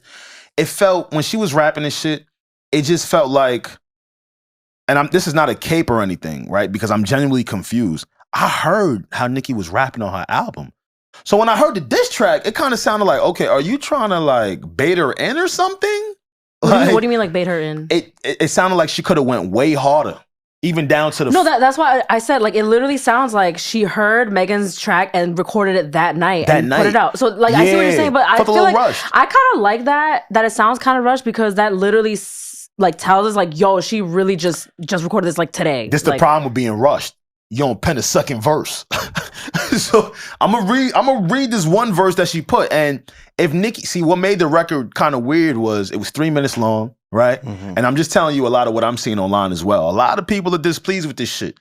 Her supporters too. Her supporters is hiding right now. They don't know what to do. Like, I understand like I kind of agree with you guys with in terms of rap beefs, like let's stop saying, oh my God, too far. Like, come on, it's rap, like it's hip hop. But what people were saying, I think it's worth noting what people were saying, like feedback wise was like, making fun of a fellow black woman getting shot is just not funny. Like, why'd you laugh? Yeah, what the fuck you laughing for? What's funny?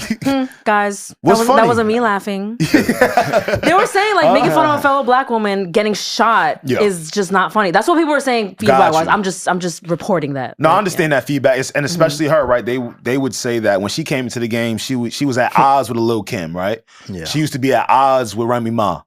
Right, so where's the love between black women? Wow, what a time. I can understand all of that. I get it. Are black women obligated, and nobody got to answer this. Actually, I prefer if nobody does answer it. All right, I'm going to read the verse. Are black women obligated to like support black women?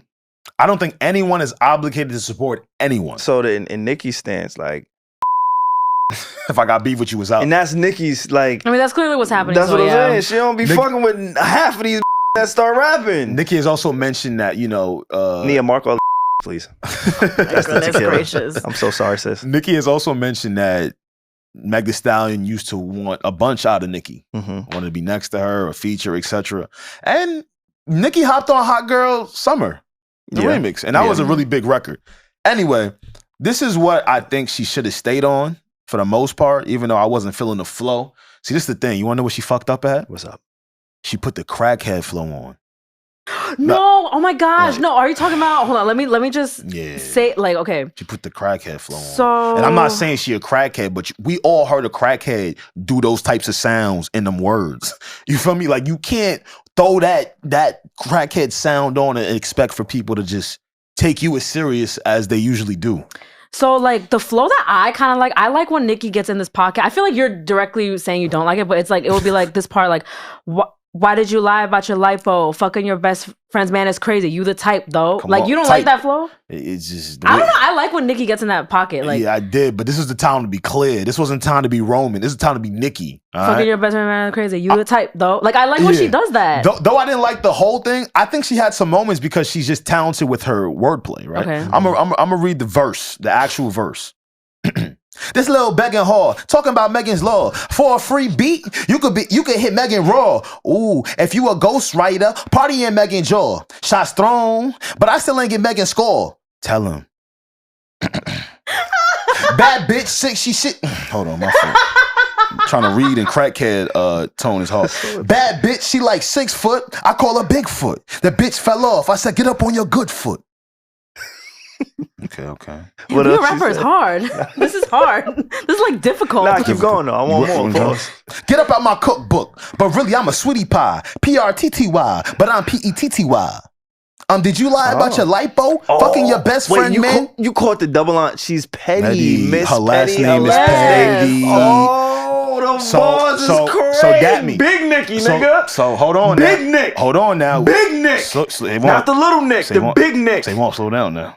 You heard the whole thing, right? Wait, what about it? He acting like he proud of the whole record now. Nah, that shit was hard. But see, I'm glad you said that though, because I see a lot of discourse online saying that it was completely trash. I don't want to say it was completely trash because there is some shit in here if you're reading it. It was shots, yeah. But if you're reading it in crackhead voice, you don't take the metaphor serious. Like that petty, I'm petty. That was hard. That to me just sounds like she really like sat there and wrote it and recorded it. Boom. Like that's what it sounded like to me, and I like that about the song. Nah, I can't wait to see more of this beef. I ain't gonna lie. Because it's not over yet. Look at this. It's not over. You ready? Still going. What a fiasco.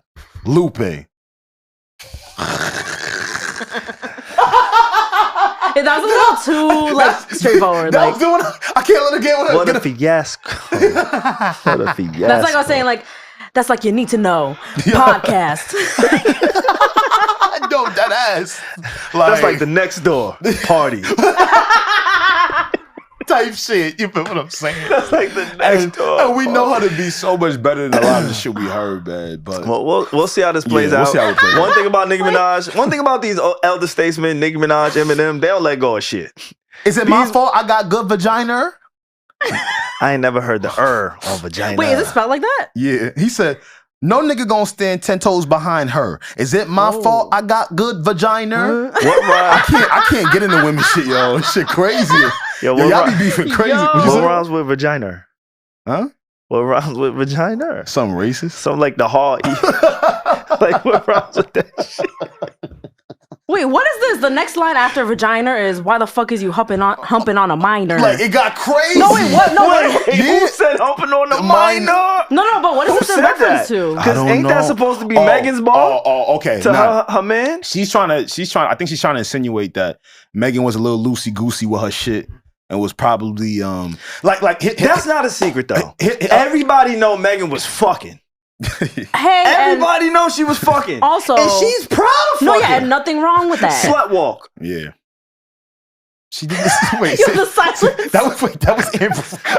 I was like, is he getting his women confused? That nigga just got quiet. I had to run it back to 21, bro. Like he said, slow walk. Because she was throwing that shit. Like what the fuck? She was throwing that shit around crazy. So everybody knows she was like out here throwing. Like she said, my puss is out here. Yo, but also you guys hear Megan's songs. Clearly she's fucking. Like, why are you coming at her for fuking people? Like, and that's what a lot of what she said on her record. But you're not supposed to fuck for beats. That's like fucking for an interview. Yeah. That's like fucking for a guest appearance. Like you gotta fuck because you just want to fuck. Don't fuck for like the end goal. Hey, you want the good pack? I don't. Sometimes I don't. Hey, you want Billboard Top 10? Or never charted. Now we gotta do the science. We gotta see the producers on her biggest records. Because if she fucked the niggas that's top 5 on her Spotify and Apple, we gonna do a case study on you, man. No, I ain't gonna lie. I'm just laughing because I was Okay, wait, you guys. I can't stop laughing. You gotta. He was like slow walk, and me and Alex were like, what? Okay, I'm done. I swear I'm done. Fine, then you went lying to the king, Gail. What? Oh. Nah, you wasn't seeing the science what she was trying to do. That's what y'all niggas. The only king we need to acknowledge in January is Martin Luther. That's right, and February. A Gail King. Shout out to Jonathan Majors. Does she do this for the rest of the song? But like, yo, she basically I had don't that even think flow. Gail King liked black people. Wait, she said. Nah, she liked black people. She Wait, just you skipped over it. She said she was rubbing on Tory Lanez's toupee. like it was some funny shit in there. But again, if you reading in the Yo, Nicki is hilarious. That's what I'm saying. Like, if you reading in the crackhead flow, it's gonna make you laugh. You're gonna say it was trash. I've heard crackheads recite their rhymes to me. They were never. Hello? Nah, that's some good shit. Oh my gosh. This is funny. I think the only way Megan could win is if she rebranded the Slut Walk. Honestly, I think if she did a remix on it, she could come out of this battle unscathed. Like the sluts behind her? Yeah. Like a movement? Yeah. I can see that. There was a lot revealed in these disses. Like, yeah. I mean, I guess we know, but we don't know. Like, I didn't know. Maybe we just been staying out of women's business. I don't know what's true and I don't know what's not, but that shit is mad fun to talk about fucking plastic surgery and Ozempic. Dead ass. Y'all know what Ozempic is, right? Yes. Yeah, hell. And I know, listen, y'all Ozempians, we can tell who's doing Ozempic. Your head big at the top. Y'all got a big old head and Anthony that body Anderson. be. Oh, shit. Wait, what? What? But you know what? Though? I take it because he actually Anderson. takes it for a good reason. I think he has type 2 diabetes. Nah, he might. He does. He Nah, does. he might. What did you say? And that's what Anthony Anderson. Like, some niggas look Okay. like stick figures. But that, you know, that's what I Ozempic. mean, if he took it for his health, it's literally a medication, so it's fine. I was about to say, you know? but y'all know that's what Ozempic is used for. Is Diabetes, Yeah, yeah. it's a diabetes Yeah. medication. So I could see him. Who else using got it. a big ass head? Yo, there's a few of them out There there. be some mad niggas with brolic heads and skinny bodies. It's a lot of them. It's a lot of y'all. Y'all know Kevin who y'all Gates are. talked about those people. Y'all fuck with Kevin Gates? I love Yo, Kevin he is Gates. hilarious. He is. He Remember when really he started is. a car with his bare hands? I'm legend. I'm not gonna lie. And don't like, tell him he didn't. There be a lot of people that come across our Love inbox him. and our email where it's like, hey, do you want to interview this person? Or Yeah. like, because they do a lot of press. Mhm. I really, I pray to get like the opportunity to just talk to Kevin Gates. Begging. Like, We're gonna go viral. I would love to see Alex and him dispute semen retention. Nut retention. That's my dog right there. Me and him going to the same university for that shit. What is it? Don't nut. Don't nut. I'm not gonna lie. His Don't shit is nut a you? little extreme. He says that he can have sex with a woman and just waits for her to finish, and he won't finish. Nah, nigga, I'm gonna let shit go if it's with a girl. You bugging the fuck out. I'm gonna let shit go, nigga. You bugging. My nut retention is don't masturbate. He says Oh. that Right. he puts women on dick restriction. Like, he won't have sex with a woman for 90 days. I started dapping my TV when he said that shit. You do that? I want to. Wait, so they're on the same side. You said you wanted to see them like go. No, I just want at to see it? them like have a conversation. Oh, like, okay, I okay. want to see. I want all. That's of like discipline. You know, like, all right, new parents, right? Yeah. See, we used to get beat. New parents, they confiscate things, right? Yeah. Mhm. Take away electronics. New maybe- parents are soft, and I'm subbing my dad. Facts, because he's soft as hell when it comes to my sister. They have to remix. Aw. They got to remix it, bro, because they go into school. They go into school and snitching. No, but that's also like a psychological thing because everybody's parents, 99% of parents are like that. Like my parents are so soft when it comes to my little sister. When it's your baby, all parents switch up like that. I think it's a psychological thing. it has to be. That shit It's your pisses me last off. little baby. Like you just And- let them do whatever the fuck they want. Yeah, and it's like it's some calm discipline. Like if I take your phone away, it's not the end of the world. Are you gonna be unhappy in the moment? Sure. That's what I like when he said about that with the women, right? If she does something wrong, he take that dick away for 90 days. Cause now look, we don't need to be fucking. You need to be That's a clearing him terrible up. punishment though. Like take my phone. Like, You like No, that. you don't want Take like, my phone. Y'all hear her? Do y'all hear her? Wait, hold up. I learned mad shit I do think. with that one sentence that I did not need to know. Oh Damn, my John. god. Damn, the nigga. You guys talk for 2 hours. This nigga John. Oh my god. Nah, shout out to my nigga Nigga John. John. You guys Yo, can she talk. said take my life. Her phone, she make money on the phone. John is so good to Reggie, she don't even need her phone. That's ill. Nah, that's He's ill. gonna hate this conversation so much. I'm sorry. That's like so not very. You guys could talk 3 hours about. Oh my god, I came and then, No, I didn't then say she nothing did the pussy. crazy. And That's the fine. minute I say one thing, She said, "Don't take away the dick." I love Regi so much. She's amazing. Shout I out to told you, her. LA changed me. I'm glowing. Shout out, yo. Oh my gosh, imaginary plays, all that, bro. Shout out He's to gonna John. listen to this and just be like, Nah, babe, that's a bar right there. I ain't, bro. Nobody wants their phone ill, taken. That's like literally the worst punishment in 2024 for the phone to be taken. She offered it.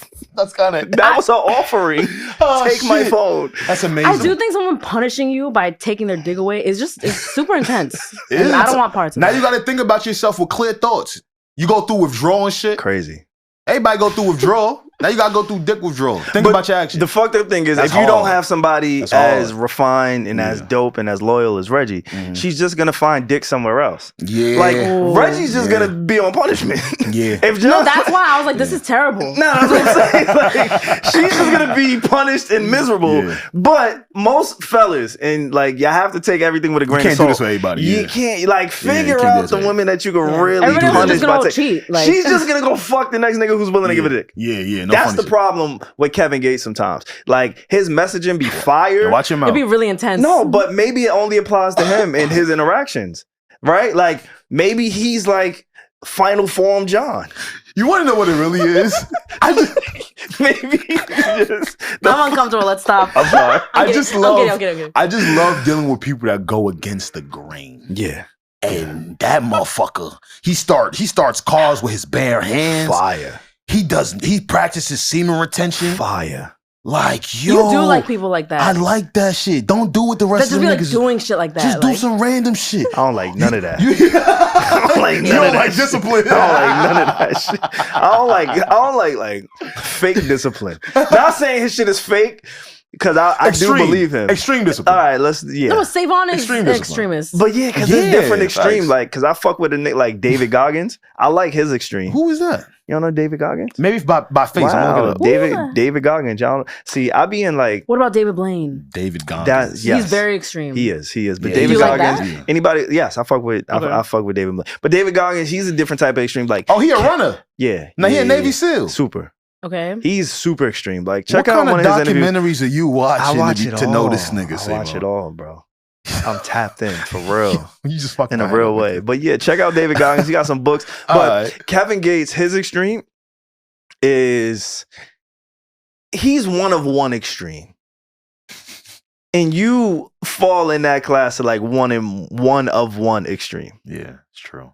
It's true. We gotta go all the way. Y'all are very similar. Like that's my dog, man. I like, you know what That's it is my about nigga. Kevin? I like real niggas. Love him. He's one of them real niggas. Love him. And that's why I don't understand Patrick Mahomes. Because his father's a real nigga. See what? Not the His stray. father is like a mechanic real nigga. Trash, like, his father is so, Like I don't we get rolling him. up Lamar Jackson pack today, baby. Like he one of them niggas. You guys don't like Patrick Mahomes? Wait, what do you do? Not anymore. He went too much. Oh my goodness gracious. Yeah, I don't really like that. All right. Real shit though. I was rooting against him, but I do want to say this. This has nothing to really do with him. But I did some research on Taylor Swift this week. Okay. You hear my voice, right? Mm-hmm. This is the voice of a young man that was schooled. I guess, see, being raised in the hood comes with pros and cons. You see the world differently. You were unaware of her impact, weren't you? Regi, I ain't know. Do you forgive me? People tried to. Reggie, I didn't take I mean, on. people, So I'm T people sorry. Swift? trying to tell you. I didn't. I've been trying to tell you no, about Ed Sheeran and Taylor Shut the Swift. fuck up. Shut the fuck up about Ed. I'm just saying, Ed, this ain't time for Ed. Now- Ed Sheeran and Taylor Swift can't even be in the same restaurant. I'm gonna tell you why. I think they can be in the same No, they restaurant. can't. At least He the wrote same some of restaurant. her hits, bro. All right. Well, that's Also, like, hard. isn't Ed All right, Sheeran they like could- number one streamed artist? That's on what I'm saying. Spotify? I've been trying to tell They you could- about the Great Whites. They could go to the restaurant after he pens some shit. But I'm gonna tell you why he can't be in the restaurant when she on the normal. Okay. I didn't know she was selling 1.6 million off re-released albums. You got to get out the Yeah, she hood. was. Re-record. You got to get out the hood. Y'all knew that? Yes. Yeah. We did. First week? Yes, we did. Yeah. Yes, we did. Nah, Nick. Beyonce. I love I you. knew that. Nah, I ain't even gonna. Beyonce. That's my queen. Be my queen, bro. Nah. They can't get me to say nothing, Reggie. Don't worry. Just know Beyonce my queen. Like I get Taylor has like the astronomical numbers, but whenever they do this whole Taylor and Beyonce, you're not doing. But like whenever Yeah. they compare Taylor and Beyonce, I just I don't know, the whole performance part of it, Beyonce is just no competition. That's all I have to say. Talent, performance-wise, Like performance? I don't think anyone eclipses Beyonce. Okay. I'm sorry. That's all I need to hear. didn't That's all I need to hear. I'm gonna repeat this. Y'all, for my niggas in the hood, because apparently everybody else know. For my niggas. Yeah, gang. Talk to your gang. I'm gonna talk to gang right now. Y'all, she's selling 1.6 million first week off of re-recorded albums. Mm-hmm. The hood, I know this part, y'all don't know this. She got into some disagreements with Scooter Braun. Mm-hmm. Scooter Braun is a music executive and producer. And years past, he owned majority of her music. After time, she has been able to now be in a position to re-record those same albums that Scooter Braun caked off of and put them out. Yep. Now, why am I bringing that up? For most of the times when artists re-record they slaps, it'd be cool. Do a little to do 1.6 re-release. Yeah. My fault. I did not know. Now, there was a lot of controversy around. Did y'all see this? AI technology has taken Taylor Swift and they made her voluptuous. She got a fat ass. She got big titties. I was on Twitter. She looking. They had it in a crazy. gangbang and shit. I was like, why would y'all do this? I didn't see the AI is so the dangerous. gangbang Yeah. But I promise you, she was on the Kansas City field painted in all red, and they was just having ways. I didn't. Why is AI being evil? I didn't get around to that one, but I saw that like now they're trying to crack Wild down crazy. on like AI because of this. I like Taylor Swift looks like uncooked chicken cutlet, right? On stage. Did you know Desus and Mero, they went on like this late night, like literally Jimmy Fallon, like a big late night show, and they played a game where you had to guess what name was on the screen, and it was Taylor Swift. And their joke was like, Desus was like, she got a long back, and Desus was like, Taylor Swift. They did this on a white late night TV show.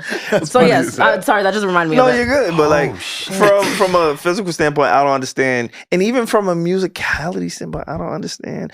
But it's not for us to No, I understand. get it. She like, has hits. I She has think hits. sometimes I'm sorry. Black people, we're so used to like moving the needle that when we don't move the needle in a way like this, we're confused.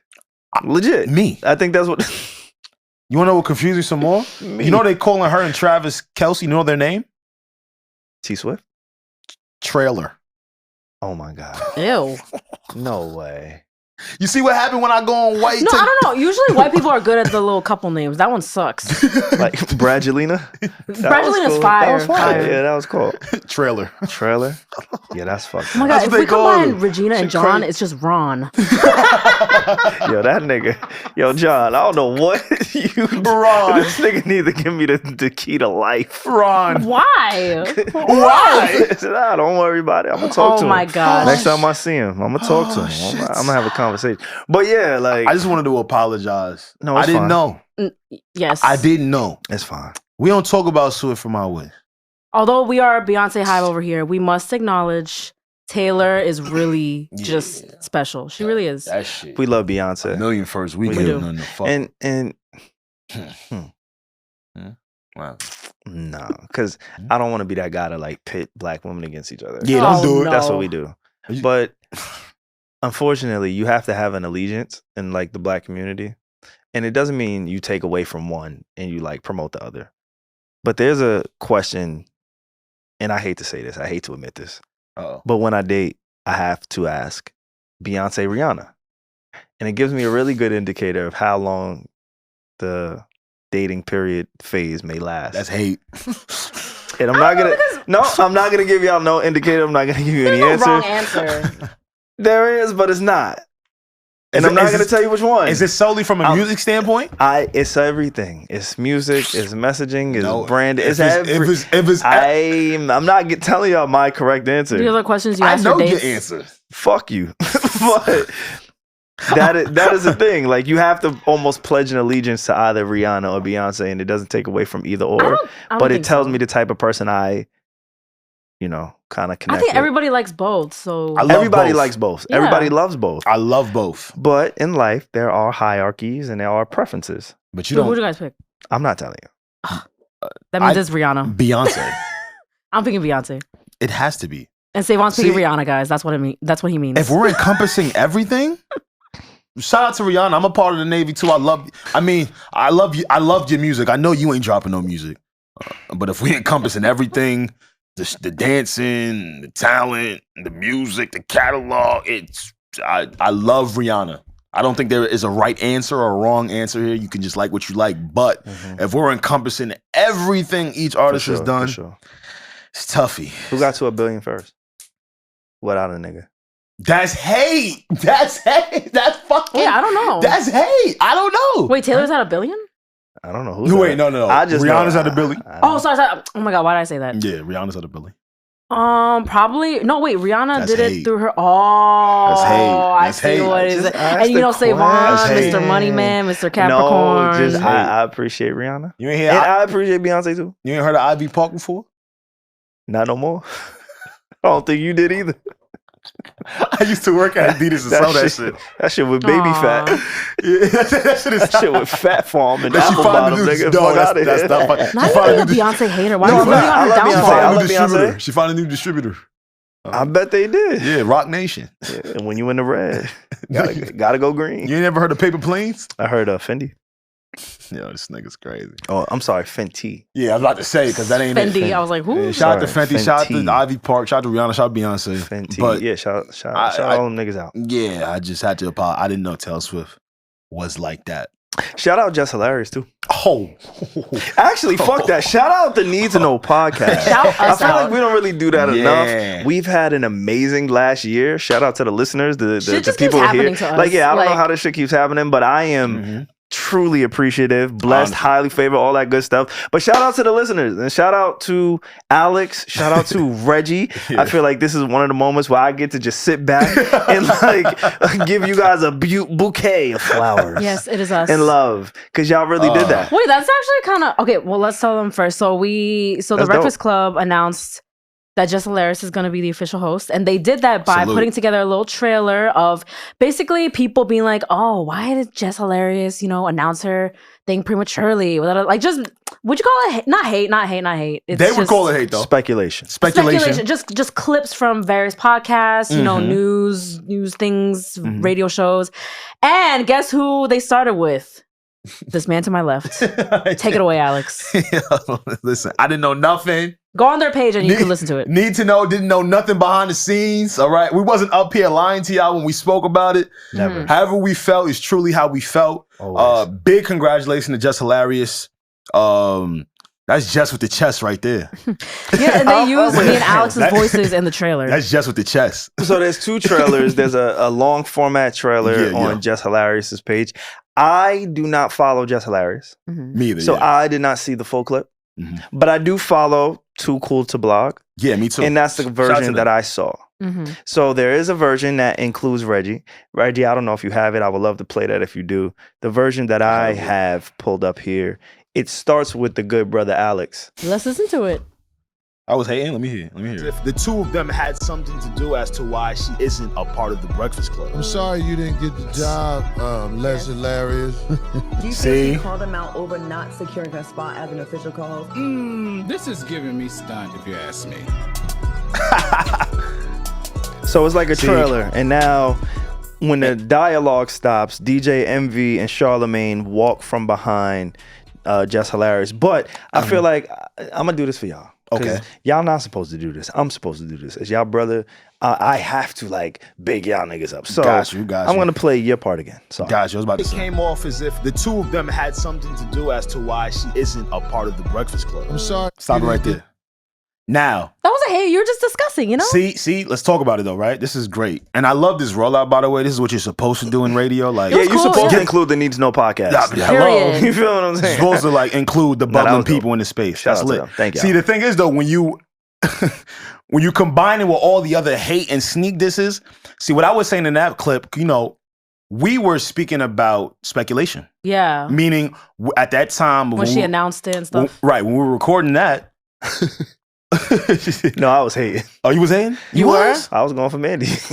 But I wasn't hating. But I was just like, I had a horse in the race. I was gonna wait to say this, but this is a perfect time. I was like, it's kind of funny that they only included me and Alex and not SaVon. But now I see why they didn't use SaVon's voice. I was like, hey, Mandy B, shut up, Mandy B. Like, that's my nigga. I fuck with Mandy. But I didn't know this was like, I was the sheep, right? They say, don't be a sheep. I was a sheep. I thought this was actually real, where she wasn't gonna get the job. So, but you also at that point, I'm like, oh, all right. If Jess is not gonna get the job, the next best person, in my opinion, would be Mandy B. So shout out Mandy B. I don't think that's sheep. They literally made it seem like Jess wasn't gonna be the host. They did. Yeah. But some people saw through it, and I didn't. Oh, okay. So I mean, I wouldn't say that. You last week when we recorded that episode, you brought up a theory. I did. Of potentially this being a rollout and how you had heard some under wraps. I remember you saying that shit. Yeah. And what I was saying in that clip was, I was directly responding to what Jess Hilarious had posted on her story when she said, yo, these niggas trash.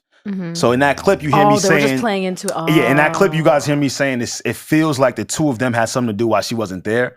I love that they was able to use it as a moment, you know, for that. But if it wasn't for Charlemagne and Envy speaking about their qualms live on air, I don't think they would have got so much speculation, which was smart on their end. Super smart on their end. I'm just hyped to be included in the real They just shit. did that to kind of like get more people talking and stuff like that. Absolutely. Oh, okay. I should have known when I seen Charlemagne talking to TMZ outside the radio station that son was. But that that's nigga why never talks to TMZ. No, honestly, they fooled me. I'm not gonna sit here and act like, oh, I knew. No, like I believed it. I believed every word. That's why I'm a sheep, because when I saw Charlemagne talking to TMZ, I'm thinking, oh, it's real. You're not really sheep real. though. I feel like sheep is the wrong word. I should have saw that. I should have saw the play. I did not see it. That's at why all. I'm calling myself a sheep. Like, I should have saw the play. I'm a fan. I'm emotionally invested in the entity that is the Breakfast Club. Yes. So as a fan, everything they said, I believed. I didn't use my good eye. I didn't use my good eye to say, all right, let me poke some holes in this. I believed what they put out for us to see. And Envy and Charlemagne genuinely looked annoyed reading the rumors. And they said it. They went to their platform when there wasn't any guests there and said, yo, we are tired of doing this by ourselves. So I do want to also mention that I don't know if a lot of those people were hating. No, I ain't gonna lie to them. Some of them were. Some of them was. Oh, no, yeah. A lot of that was some real hate. Some of that was some hate. But also a lot of that, you know, was people just responding to what they were saying as hosts. Like, yo, we want somebody else here. I think we don't have to play. I don't think we don't have to play the whole Jess Hilarious thing because my voice note is like in the middle of it, so we don't have to play it. But basically, I was saying my little voice bite thingy was me saying like, oh, I don't understand why Jess announced it. You know, like why would she do that? Like, because I was asking you guys, I was genuinely confused during our episode. So they clipped that and they used it in the trailer. My thing that is so funny is we put this in the group chat together. Alex was like, oh my God, guys, look at this. And then I put my video. I was like, oh my God, Alex, me too. SaVon's ass skipped right over that and posted on story. Shout out to my brother, Alex. Yeah, and I was like, SaVon, we just talked about in the chat that it was both of us. I was like, is he high? No. And then Alex corrected it. He was like, yeah, shout out me and Reg. Yeah. And then he was like, anyway. He was like, oh shit. I'm gonna be honest. I didn't hear Regi and Alex last week. You tried to clown me. I didn't appreciate it. Oh shit, what I did? You my brother, so I'm gonna just let you get that off. You the only nigga I really let like what I did. Get that shit off in real life. But regardless, what I did. I was at the gym when y'all sent this. I was working out. So I just was going based on what I heard, what I saw, and I was doing a quick repost in between sets trying to prepare for this 5K marathon obstacle course that I'm doing. I'm terrified, okay? You still doing that shit? He's like, I can't turn back now. I paid for it. Like, I mean, the money's there. Yeah. I got a team going. There's a fire pit jump. There's monkey bars. There's ropes. There's mud crawling. Wait, can we barbed come wire. Like, watch you? You could. We might have to make Jersey. Yeah, we might have to make some content out of that. Pierre's in it. Pierre joined. Pierre joined? He signed up as well. Okay, well, Pierre does. He loves shit like this. No, but he shook too. Don't be scared. Why I mean, don't be fooled.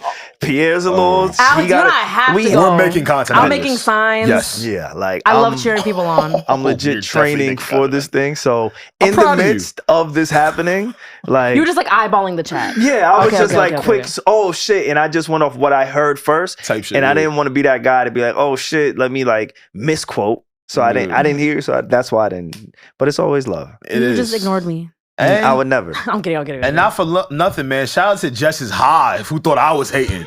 Yo, your Hive is lit. I had baddies DMing me like, Is this about to be fun? Nah, the opposite. It was some shit like, she ate y'all up. Oh my goodness gracious. Or, no bars. I didn't know what no bars meant. I was recently schooled that that's a JT. It's a JT bar, yeah. And I didn't know. But they was, no. But Jess, salute. They was baddies though. I wasn't even mad. Nah. I was writing LMAO. Word, they did. There was some fire. There was some fire. We never talked about Some how fire in her hug. Also, congrats to her, like, for real. For real. we didn't talk about how Young Miami called us bitch ass niggas. Oh shit, she did that? What? Yeah, it was like our New Year's break. We did the episode with Joe. Shout And to Miami. She was like, "Oh, you bitch ass niggas get on a podcast and talk about women's business. Fuck Joe Budden and fuck those bitch ass niggas." And I was like, "Oh, She said that shit? Yeah, Because that was on our episode. Nah. bites the dust. Nah, Carisha, what up, yo? Love you, yo. Love your shit, bro. You don't.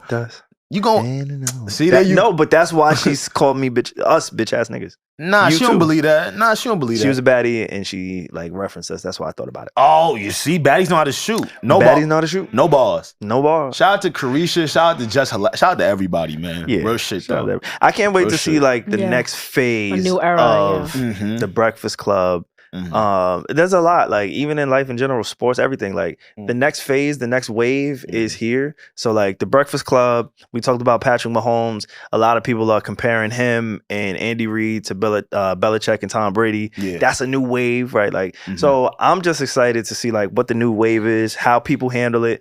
I think is it has to be like inevitably it's gonna be challenging for Envy and Charlemagne in some capacity to recreate or tap back in to the energy that they did for what we know the Breakfast Club to be. What I think is gonna help though, like Angela Yee, salute to her. I gave her flowers last time we recorded. She was more of an informative host.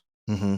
I do like the fact that they went down a comedic lane this time. Mm-hmm. Mm-hmm. And I just feel like when you have anybody that tries to make jokes who is funny in general, who people enjoy, it just makes for a lighter show. Mm-hmm. It's Entertaining. and very entertaining, right? Whether you find her to be super funny, right? Or whether you find her not to be as funny, just to have a comedic aspect in that room to join the Charlemagne, I think could be electric.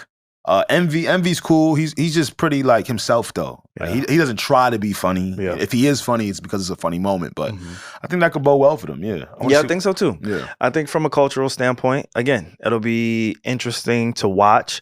There's always going to be a growing period, so we always got to give grace to somebody like a Jess Hilarious who may not be as experienced on radio broadcasting in that way. She's going to fuck up. But everybody's gonna fuck up. You know what I'm saying? Like, she's not Angela Yee. You know, I hate the fact that I knew that she was doing a photo shoot for this. Like, somebody leaked it. Like, oh, I just saw Jess Hilarious doing a photo shoot for the Breakfast Club. So for me personally, it kind of it took away the surprise, right? Because I was like, oh excitement. shit, I knew this was coming. I think, right? So I wish.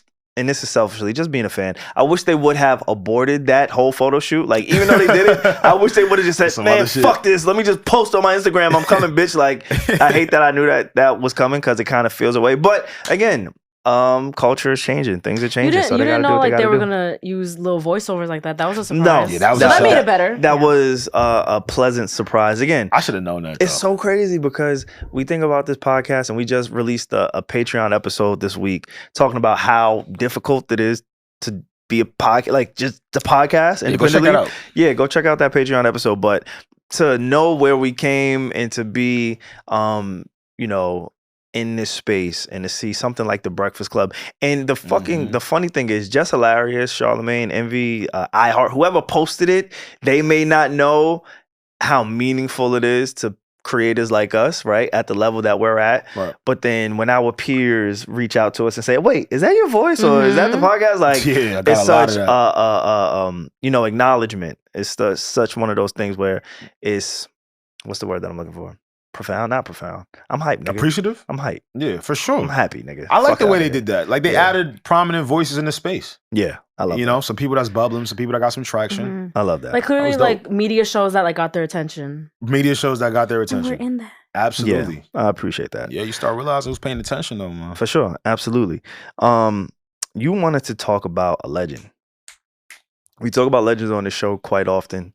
When you threw this in a group chat, I refused to ask any additional questions because I didn't know. And some things aren't for me to know. Some things aren't for Regi to know. Yeah. Some things is for you to inform us on the Need to Know podcast. Yeah. Robert De Niro. Oh, shit. He's like, where are you going with this? Oh, that is a legend. Legend? Hey, man, if you guys don't know, heralded actor, widely respected, good fella, Robert De Niro. Just welcomed a new child at 80 years old. Why? Damn. I like LA Regi. LA Regi fine. She is cooler. I like LA Regi, yo. I mean, his resume speaks for itself. We've been very familiar. And I wanted to ask you guys how you guys felt about this, because maybe some people would call this decision a little bit selfish, right? You're 80 years old, you're deciding to have more children, even though your spouse is probably significantly younger than you. I just saw a lot of people calling it selfish, saying he's only thinking about himself, etc. I'll go first. I don't see a problem with it. I don't see a problem with it solely because he can set up the life of that child far after he leaves this world. Mm-hmm. Fortunately, this child also has their mother.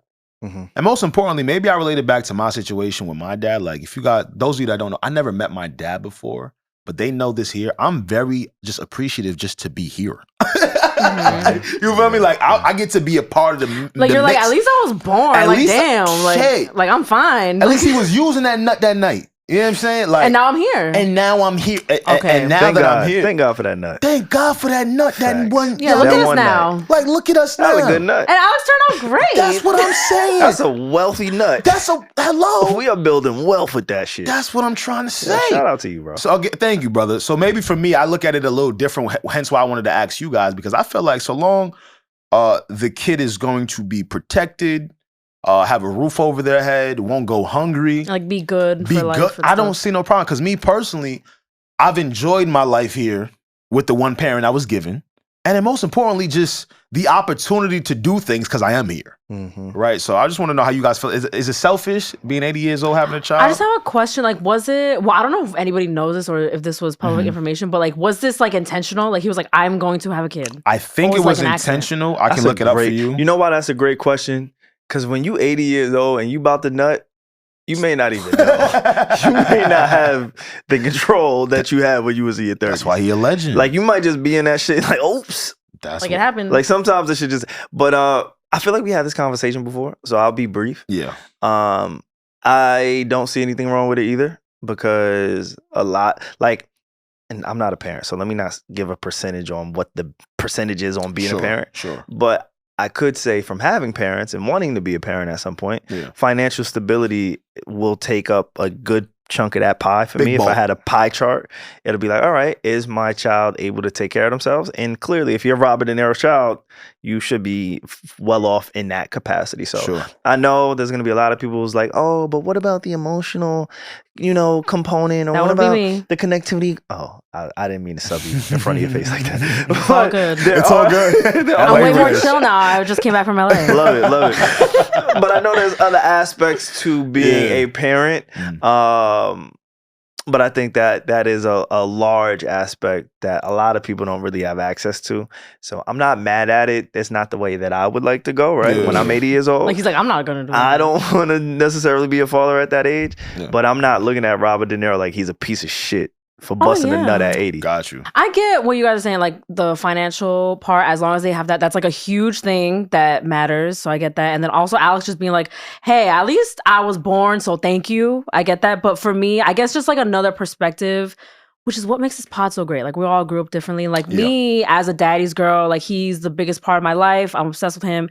Like, just knowing like you're bringing a child into the world and then you only have like, I mean, of course, I wish Robert De Niro a long, long life. If he lives to 200, God bless him. I want that for him. But like, the reality is he's only going to be here for a few more years, on average. Like, that's what happens at that age. I'm not wishing death on him. I know it's just LA Regi funny as fuck. What am I even saying? I'm not even saying anything. Now keep going. Now keep going. I'm gonna be generous. Let's say he's here for 30 more years. Oh, you're gonna be generous. That's 110. That's 110. Okay, because I don't want to wish death on him right now. Let's be generous. Let's say he only had like a few more years with the child, and you're still choosing to bring the child into the world. Yeah. And you know their dad is gonna leave soon. They're gonna grow up without a dad. Like you know this, and you still did it. Yeah. That's where I'm like, I just that is something I'm thinking about right now. Like why are you? Like There's a lot going on. You know that this child's gonna grow up without a father in a few years. Like you know that child's gonna lose, like know you and then lose you. Yeah. That's a lot. And now you're trusting for that child to have a Alex type of mindset, right? But what if they're not like you? That's what I'm saying. Yeah, though. You're right. like- You know, I'm agreeing with you, right? Because some would say I'm an anomaly. Right? We always say I certainly would say some you are is us. an anomaly. Now, SaVon's man, 21 Savage, Yeah. he went up to Club Shay Shay, and shout out to Cat Williams once again. Club Shay Shay is now a go-to. Like if you promoting something, you gotta go show some love on it. You gotta go talk your shit. At the time of this recording, they just announced Usher. Oh, Usher will be on Club Usher's Shay gonna be on Shay. Club Shay Shay. Absolutely. Yeah, that's crazy. Crazy. How do you guys we think want to that's see gonna that. go? I mean, I know it's gonna be amazing, but also this is just a little opinion that I have. Usher is so amazing and peaceful and just doing so amazing in his career, no drama, that he even went on Angie Martinez's podcast last year. It wasn't boring, but it was just kind of like a normal conversation. Yeah. So that might be, I don't know, but Club Shay Shay, I have faith in him, so never mind. Shay Shay gonna pull it out of him. Yeah, whoa. Oh, I mean, oh shit, my fault. Pause, my fault. My fault. Yeah. Okay, let's move on. He gonna ask him Diddy questions and shit. But anyway. Oh my gosh. 21. Nah, cause you heard what they said, right? Why is this episode so unhinged? Nah, cause I ain't like how they was talking about Puff. They said they was sharing Honey Nut Cheerios and shit in the morning. Oh my Wrestling. goodness. They was wrestling over Honey Nut get the bowl of cereal. I ain't like that when I heard that shit, man. Anyway, 21 Savage went up. 21 Savage went to Club Shay Shay. Yeah. And it's funny, we're talking about kids having money, what type of provider you are with funds, without funds. And a conversation they got into was 21 Savage feels like he isn't doing enough as a rich father because he's always on the road, he's always doing things. And he thinks that poor parents are better parents. Y'all think there's any truth to that? I don't know. No, that's like there's no answer to that because facts. if you are, of a lower income, that could either go either way because you could be working 24/7 or you could just be home 24/7 because you don't. There's just like no right. There's no in between. Yeah. I see what you're saying. I think it's somewhat of a choice. Like the first person that came to mind to me when it came to parenting and hip hop was The Game. Okay. The Game is very active and very visible with being a father. Yeah, and very for sure. vocal about fatherhood.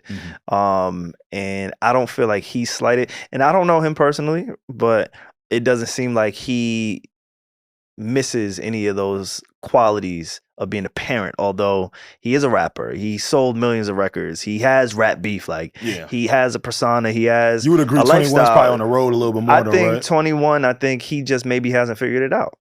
You don't think 21's on the road more than The Game? No, he is. But yeah, I'm just saying in general. Got you. I just think maybe he hasn't figured out that balance. And whenever we talk about people with money on this podcast, it's always a choice to me.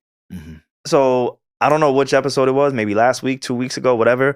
When I said the thing about saying I've done enough, like not saying 21 is at that level where he could say I've done enough, but if you want to be a truly active, involved parent, I think you'll find a way. You Like, can. You can when you like 21 is not up and coming anymore. 21 is well indeed established in who he just toured is. with Drake. Like he just put an album out with Drake. Yeah. Like he's doing whatever it is that he has to do. Salute to him. But I think whenever people talk about parenting being a struggle as somebody that's rich, yes, we all have our struggles, right? Like there may come a time where all of us may not be with our kids because we're chasing whatever it is to provide. But when you're at a certain level, for me, I think you just haven't figured it out, or it's an excuse because I see somebody like LeBron James.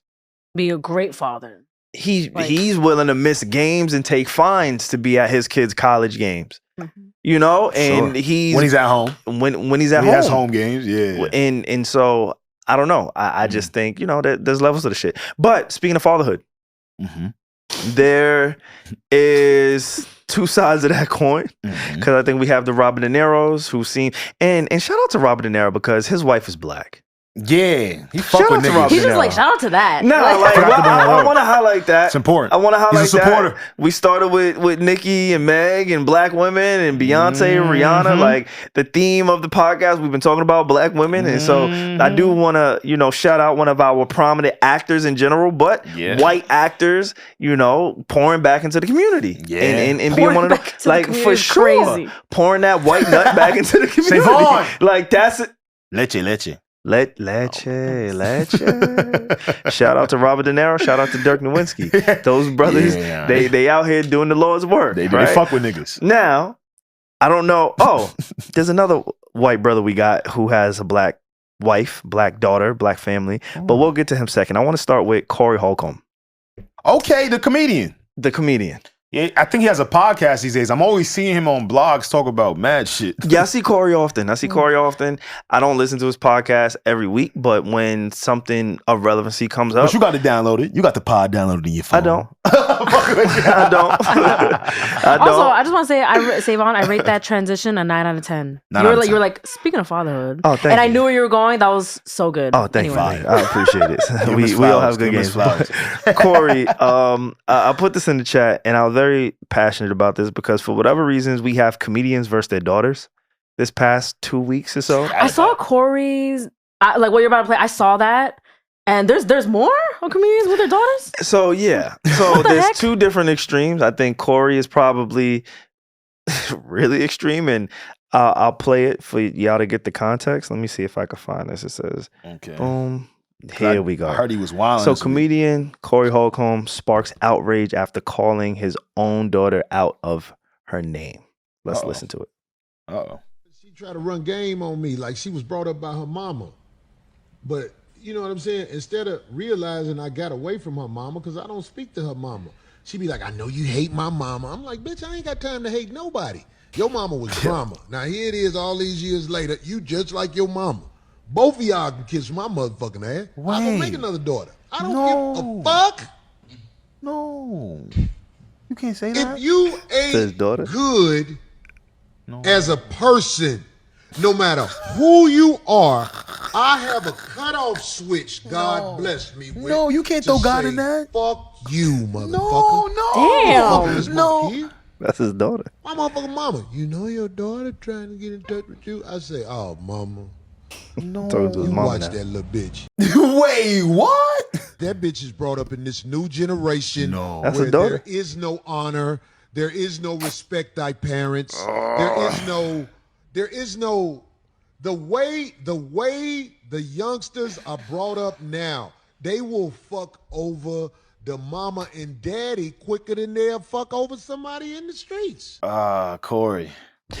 Wow, he said, I'll go make another daughter. Like, it's fine. Like, Crazy. I do think it's funny, really quick. I'm not going to say this person's name, but I want y'all to look at the person that liked this.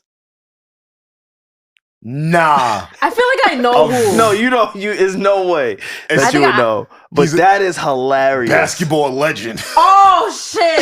I thought it was going to be someone we knew. No. Basketball legend right there. But yeah, I thought that's a different extreme of parenting. Wow. That's a different extreme of parenting. I don't even know if I have comments because we don't know what she did to Corey. Like, I don't know the dynamic of their relationship. Like, what is their relationship? From a surface level, you probably shouldn't call your daughter a bitch. You probably shouldn't. Right? And if you're calling your daughter a bitch from a surface level, right? Just surface. I don't know. So I'm not taking sides. But I could imagine there's some pain, there's some hurt, there's some trauma, there's some things that maybe they need to work through, or maybe things that you could have done unintentionally to make her feel however she feels, to make you feel how you feel. But people are people, and maybe she is a bitch. And dog, of course she gonna take this out of her mama. She been living with her, right? I hate when we do that as people. Like, we know exactly why something is and we get so confused. Maybe, and again, I don't know their background. Yeah, we don't. All right, but I don't know how active he was in her life coming up, etc. But see, this is how people go to therapy. This is why they go to therapy, and they have all of these undiagnosed traumas well into their 30s and 40s that were never really addressed because it started from a parental state. Like, I don't want to be the parent to knowingly inflicting trauma onto my child. Telling my child at any age I will go make another one. That's fire. Bro, I don't know, because that's traumatic, bro. I might hate Is that little it? nigga. Wait, I just have to say something. I'm listening. Oh, LA ranch. You said you shit. don't want to willingly do that? Yes, knowingly. Isn't having a child, knowing you're going to pass away in a few years, and then they're going to have to deal with a loss of a parent, she cooking. inflicting trauma on your child? Oh, she cooking. No, I'm going to tell you why. You have to watch your dad die? You're cooking. But see, even in the time that you're here, I will be the father. Just make the best of it. I will be the best person possible, right? So even if I'm here for 20 years, 30 years, 40 years, if God, grants it, your memories of me will be close to your heart. And I guess you're gonna know the type that's of a good point, because you could explain what's going on. You're gonna know the type of man. When you completely just neglect and go, I'm gonna go ahead and make another one. Like, oh yeah, that's worse. No, no, that's worse. That's worse. Yeah, it's like, dog. All right, you could, but that doesn't fix or amend. It's boomers, yo. Boomers don't know how to. Some boomers don't know how to properly say how they feel without disrespecting you, cursing you out, or completely just being like, okay, fine, I'm done. Yeah, or just washing their hands from it. All right, I like that you took that stance, because I'm gonna take the stance of this new generation. They really are assholes for sure. So sometimes you gotta meet niggas with their own energy. Like, watch this. If it's fuck me, it's fuck you. You're not the only one with kids that's a boomer, right? They all figured it out. You're not disrespectful to your mom, right? I'm not disrespectful to mom. No. Yeah, so there's a way as a parent that you even enforce discipline. We talked about earlier. It's the real world, though.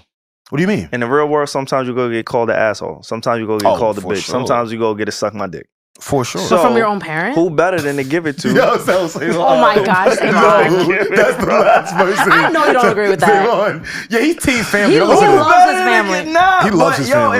If my son, because I can't imagine saying this to my daughter, so I'm gonna put it on my imaginary son, my unborn. I don't got a little son, but imagine, oh shit, kid. My son came to me, right? And this nigga talking crazy. Like, he can get to suck my dick, bro. For real, bro. Like, if my son is talking crazy, I gotta give him the real life experience of what the world may face him with. How do you guys feel about this? You a bitch ass nigga. Okay, but how do you feel about this? Like, I understand if they're wilding, like, sometimes you have to meet them with the same energy, whatever you said. Like, but it's also like, as the dad, you're the older one. This is a child. Like, you know what I mean? Age don't mean mature.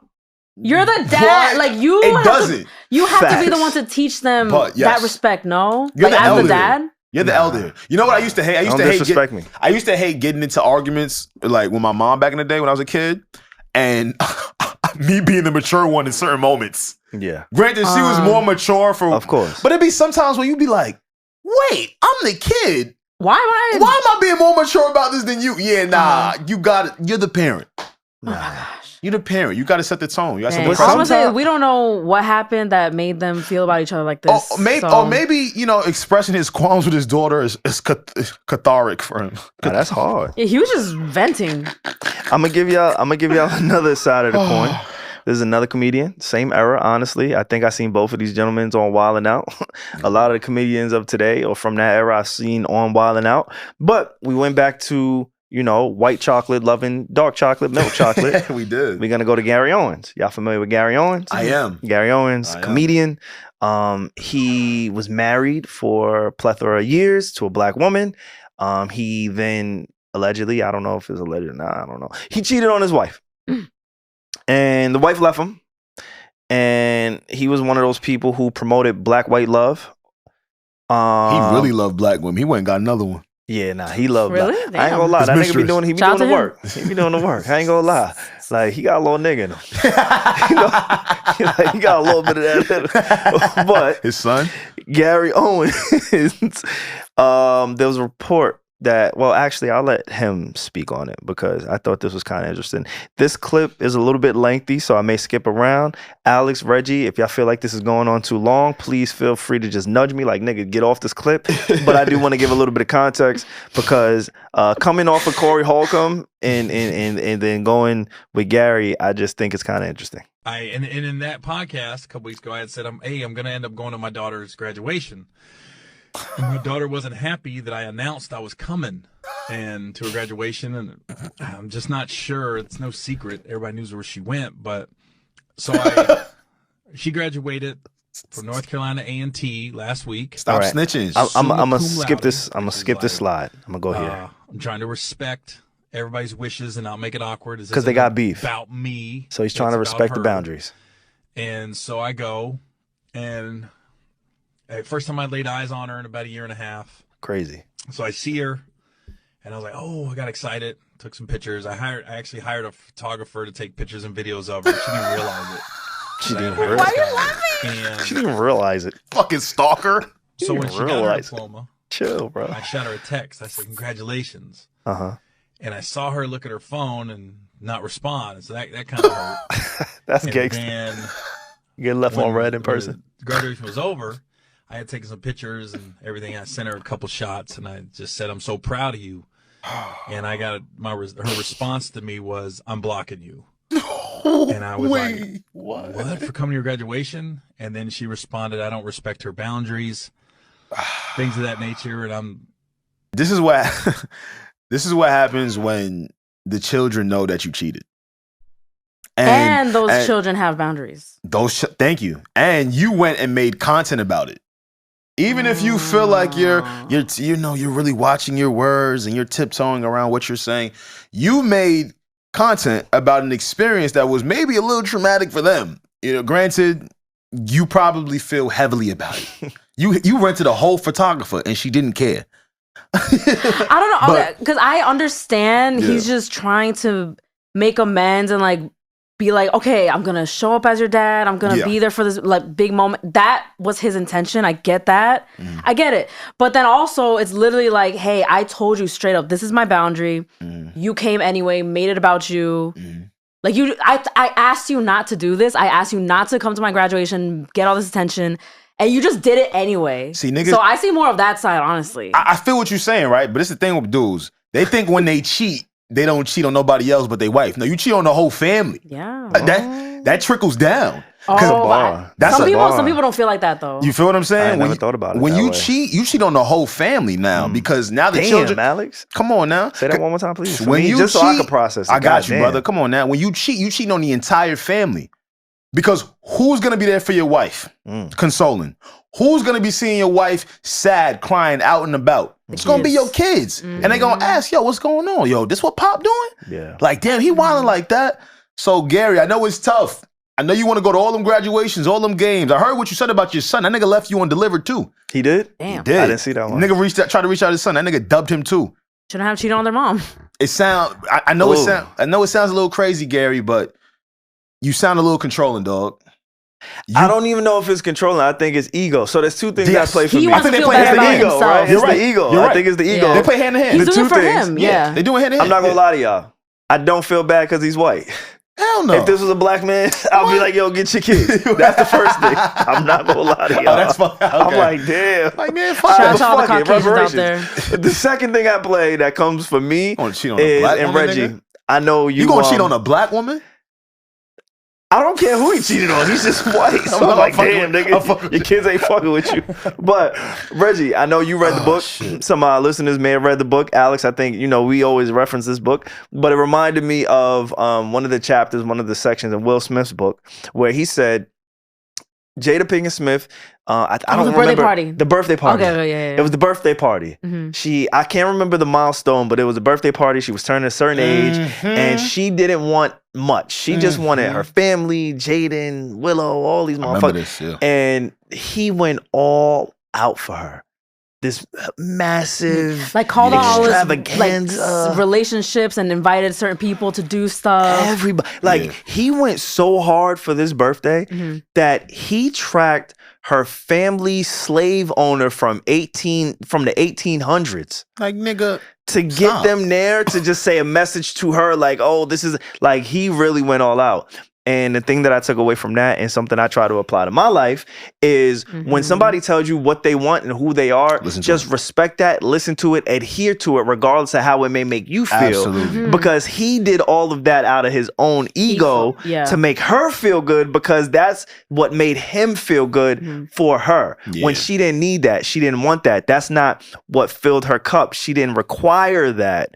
And in this case, when I heard him say, I even got the photographer man. Right. It felt like Will Smith to me. A random photographer in her face, like he was like, she didn't notice it. Okay, she didn't give a fuck. Yeah. It's not that she didn't notice it. That wasn't for her. That was for you. And think about it. This is probably one of her happiest moments in life. She's graduating. She put in all that hard work to get to this place and get her degree, walk on that stage and have her loved ones around. And now she has to think about how she told you to respect her boundaries and you didn't. In that generation, like both of these two examples from Corey and Gary, I think it's a disconnect between understanding how to relate to today or just parenting today, right? Like, and again, I don't know the ins and outs of either one of these gentlemen's relationship with their daughters, but I thought it was kind of funny because they both come from a similar era. I'm pretty sure if we Google their age, they're within the same 5 years, maybe, right? Yeah. Which is same era to me. But I just thought it was interesting, the dynamics between parenting and what that looks like from the previous generation till today. It's changing. And then Gary, again, it just resonated with me. Like, yo, men, like we have done, or our nature, or maybe we're taught, I don't know what it is within us, how we're wired, but we do so many things out of our ego to try to please other parties that sometimes we kind of miss the mark because I thought she would love this. I thought this is everything that she wants. I shot her some flicks, right? Like he's almost pleading his case while he's telling the story. Yeah. Right? He's telling you why he did it. I definitely heard that. When you was making that mistress leche, you ain't thinking about your daughter's graduation, did you? But Right. Alex, Did What you? I got Did immediately you? from the story, like It's tough. like when I thought about it, my first thought was like, because as a woman, women have egos too. I know that, but like in this story, I immediately was like, she asked you not to do this, and you just did it anyway. Like that's what I just immediately like just picked up on. Yeah. No, like men, we have it's that ego. It's the ego shit? That ego be fucking us up. But Yeah. I do want to give a little bit of grace, a little bit of credit, because we are men, Yeah. and I'm not gonna be that guy to be Nah, like, see, that's the problem with us, man. Wait, what? no, If no. no, Peep. If I'm a guy and do that, I want you guys to throw. Well, to I mean, throw the stones. do you guys think you do that? I wouldn't do that. No, Okay. No, But not even if I this, but did- like stuff like this. Do you I sometimes have. do I that? fight my nature to Not do me. that. Like Okay. when I Like, want you're to like, I wanna celebrate do this. somebody, Okay. yeah, I see like what I you're fight saying. my nature. So I see what you're saying. my compromise, like if I want to do something really big for somebody, I'll just do a ton of small things. That's fire. Or no, but You see what I'm I saying? think no, it matters on like you knowing that person and being like, hey, would this person like this big thing? Yeah. Whoa, pause. Oh my God. Jesus Christ. John, come Jesus get her. Christ. Jesus Christ. No, like this grand gesture. Yeah. Would you, if you're dating a girl that loves grand gestures, do it. Just do it. Like, be like, does she actually like this? Maybe Yeah. she will. Yeah, for sure. That's a good point. But I think for me, and I can't even remember the point that I was gonna make. When you said you're thinking about like, oh, should I do this? And sometimes you do little things. Yeah, I just prefer. I like my compromise to myself is if I want to like go all out for somebody, I'll just do a bunch of small things that are meaningful. That's fire. So, That's cute. You know, can never go wrong with that. You know, like it's like fuck it. That way it I'm doesn't not feel gonna like do too much. way too much. Like if I want to spend a couple grand on a necklace or jewelry, I won't do that. Right. I'll just take whatever budget I had and give you Yeah, like a because little maybe small shit down that that would make way. her feel uncomfortable. Like Yeah, a exactly. like a It's 5K just- necklace. Yeah. So- And a lot of time, us as human beings, and it's back to the ego thing, Mhm. we hate having to sit with the results of our decisions. That's what I was gonna get to. Being a man, Yeah. Gary, I understand. Gotta sit with it. White or black, I niggas sit with cheat. Niggas cheat. Everybody I cheat. get it. You was popping on BET. When your demographic, when your type is black women, And he's popping on and BET. you're popping on BET, That's crazy. you gotta think. Got nigga. something going. That's like me on Telemundo. It is. The Dominicans are looking at him. That's mad funny. Imagine I go crazy. Imagine the podcast I love go self-awareness. crazy. I on love Telemundo, self-awareness. nigga. Otra vez. That's gonna be hard for me to like, but I get it. So him being a man, I do like. I'm not gonna sit here and be like, "Oh, you shouldn't have cheated. You cheated on your family. You fucked up your family." No. Yes, he did. He did, and I'm Yeah. not knocking what you said because what you said was true. Yeah. But I also want to give. I want to be real because a lot of men do cheat. For a lot of different reasons, whether it be ego, whether it be temptation, whether it be unhappiness. I don't know why the nigga cheated. I don't know why men cheat in general, but I do want to give him that credit too because I think it may be a different conversation with his son than it is with his daughter. I get it, and you're right. I don't see the grace though, because once again, whether you're a woman, a guy, you cheat. you have to live with your decisions. Facts. And unfortunately, sometimes your decisions are gonna come with some bullshit that you really don't want to stand by and can't fix. Yeah. And you can't manufacture the change. Yeah. You feel what I'm saying, bro? You can't force them to forgive you. You like, can't. However it's gonna go down is how it's gonna go down. Like SaVon's was saying earlier, it's that ego. Yeah, it's that ego turning on, thinking you could change it, but it's definitely ego. So I think it is easier for. Well, I can't speak for all women, and I do have an ego. Like, I'm not saying I don't, but I do think it's easier for me to like check it sometimes. Like, it's very easy for me because, like, well, the birthday example. Like, I just told you guys, I flew to literally caught a flight just to surprise my friends in LA. Like, so I'm obsessed with surprises. I love them because I grew up with my dad surprising me every birthday. Like, I just love surprises. So I was talking to John about. I was like, oh my gosh, if I did like a surprise birthday party for you. Would you like it? And he would hate that. You know him, like he'd be like, no. And I thought he was joking. He was like, Regina, like, I'm not joking. I would actually really not enjoy that. Yeah. And I love surprise. Imagine me throwing a surprise birthday party for my boyfriend. I would love that. But then I was like, oh, okay, I won't. Like, it was very easy for me to be like, okay, I won't do it. I don't need the credit for doing this for you. Like, whatever. That's real. That's real. But women do have egos, though. I don't want to come across like I'm just like saying I don't, like, you know. For sure. That makes sense. This is a fun episode. Yeah, man. Well, we was wild. Someone was like, sex walk. And we're like, what are you? Walk. No, for that one, you said sex walk. That's why sex walk? That's why me and Alex were staring at you like, what did you just say? I said sex walk? You raised your slut walk. You raised your fist. Walk. I didn't say sex walk. Well, watch the clip back. I said sex walk? He's like, stop no involving way me. I said sex walk. I said slut walk. Well, yeah, man. Shout out to all my fucking hookah smokers. Yeah, man. Let's get back to this. Get back to I ain't fucking with 21 for that one. I'm not gonna lie to you. If you made it this far in the podcast, there's no reason that you aren't subscribed, that you haven't liked, comment. We see all the love on YouTube. We appreciate it dearly. I will say y'all are slacking on Apple Music. Also, there's a feature on Spotify when y'all can interact. Let us know how y'all feel about the episode. We would appreciate it all. Really? Yes, that's dope. It's cool. A dope ass feature. Like, I be lurking over there. Is it new? Yeah. Fairly new. Fairly new. Because I feel like I would know this well. Yeah, fairly new. And also, we do have Patreon. So if you want more content, we have episodes recorded. So there will be there shortly.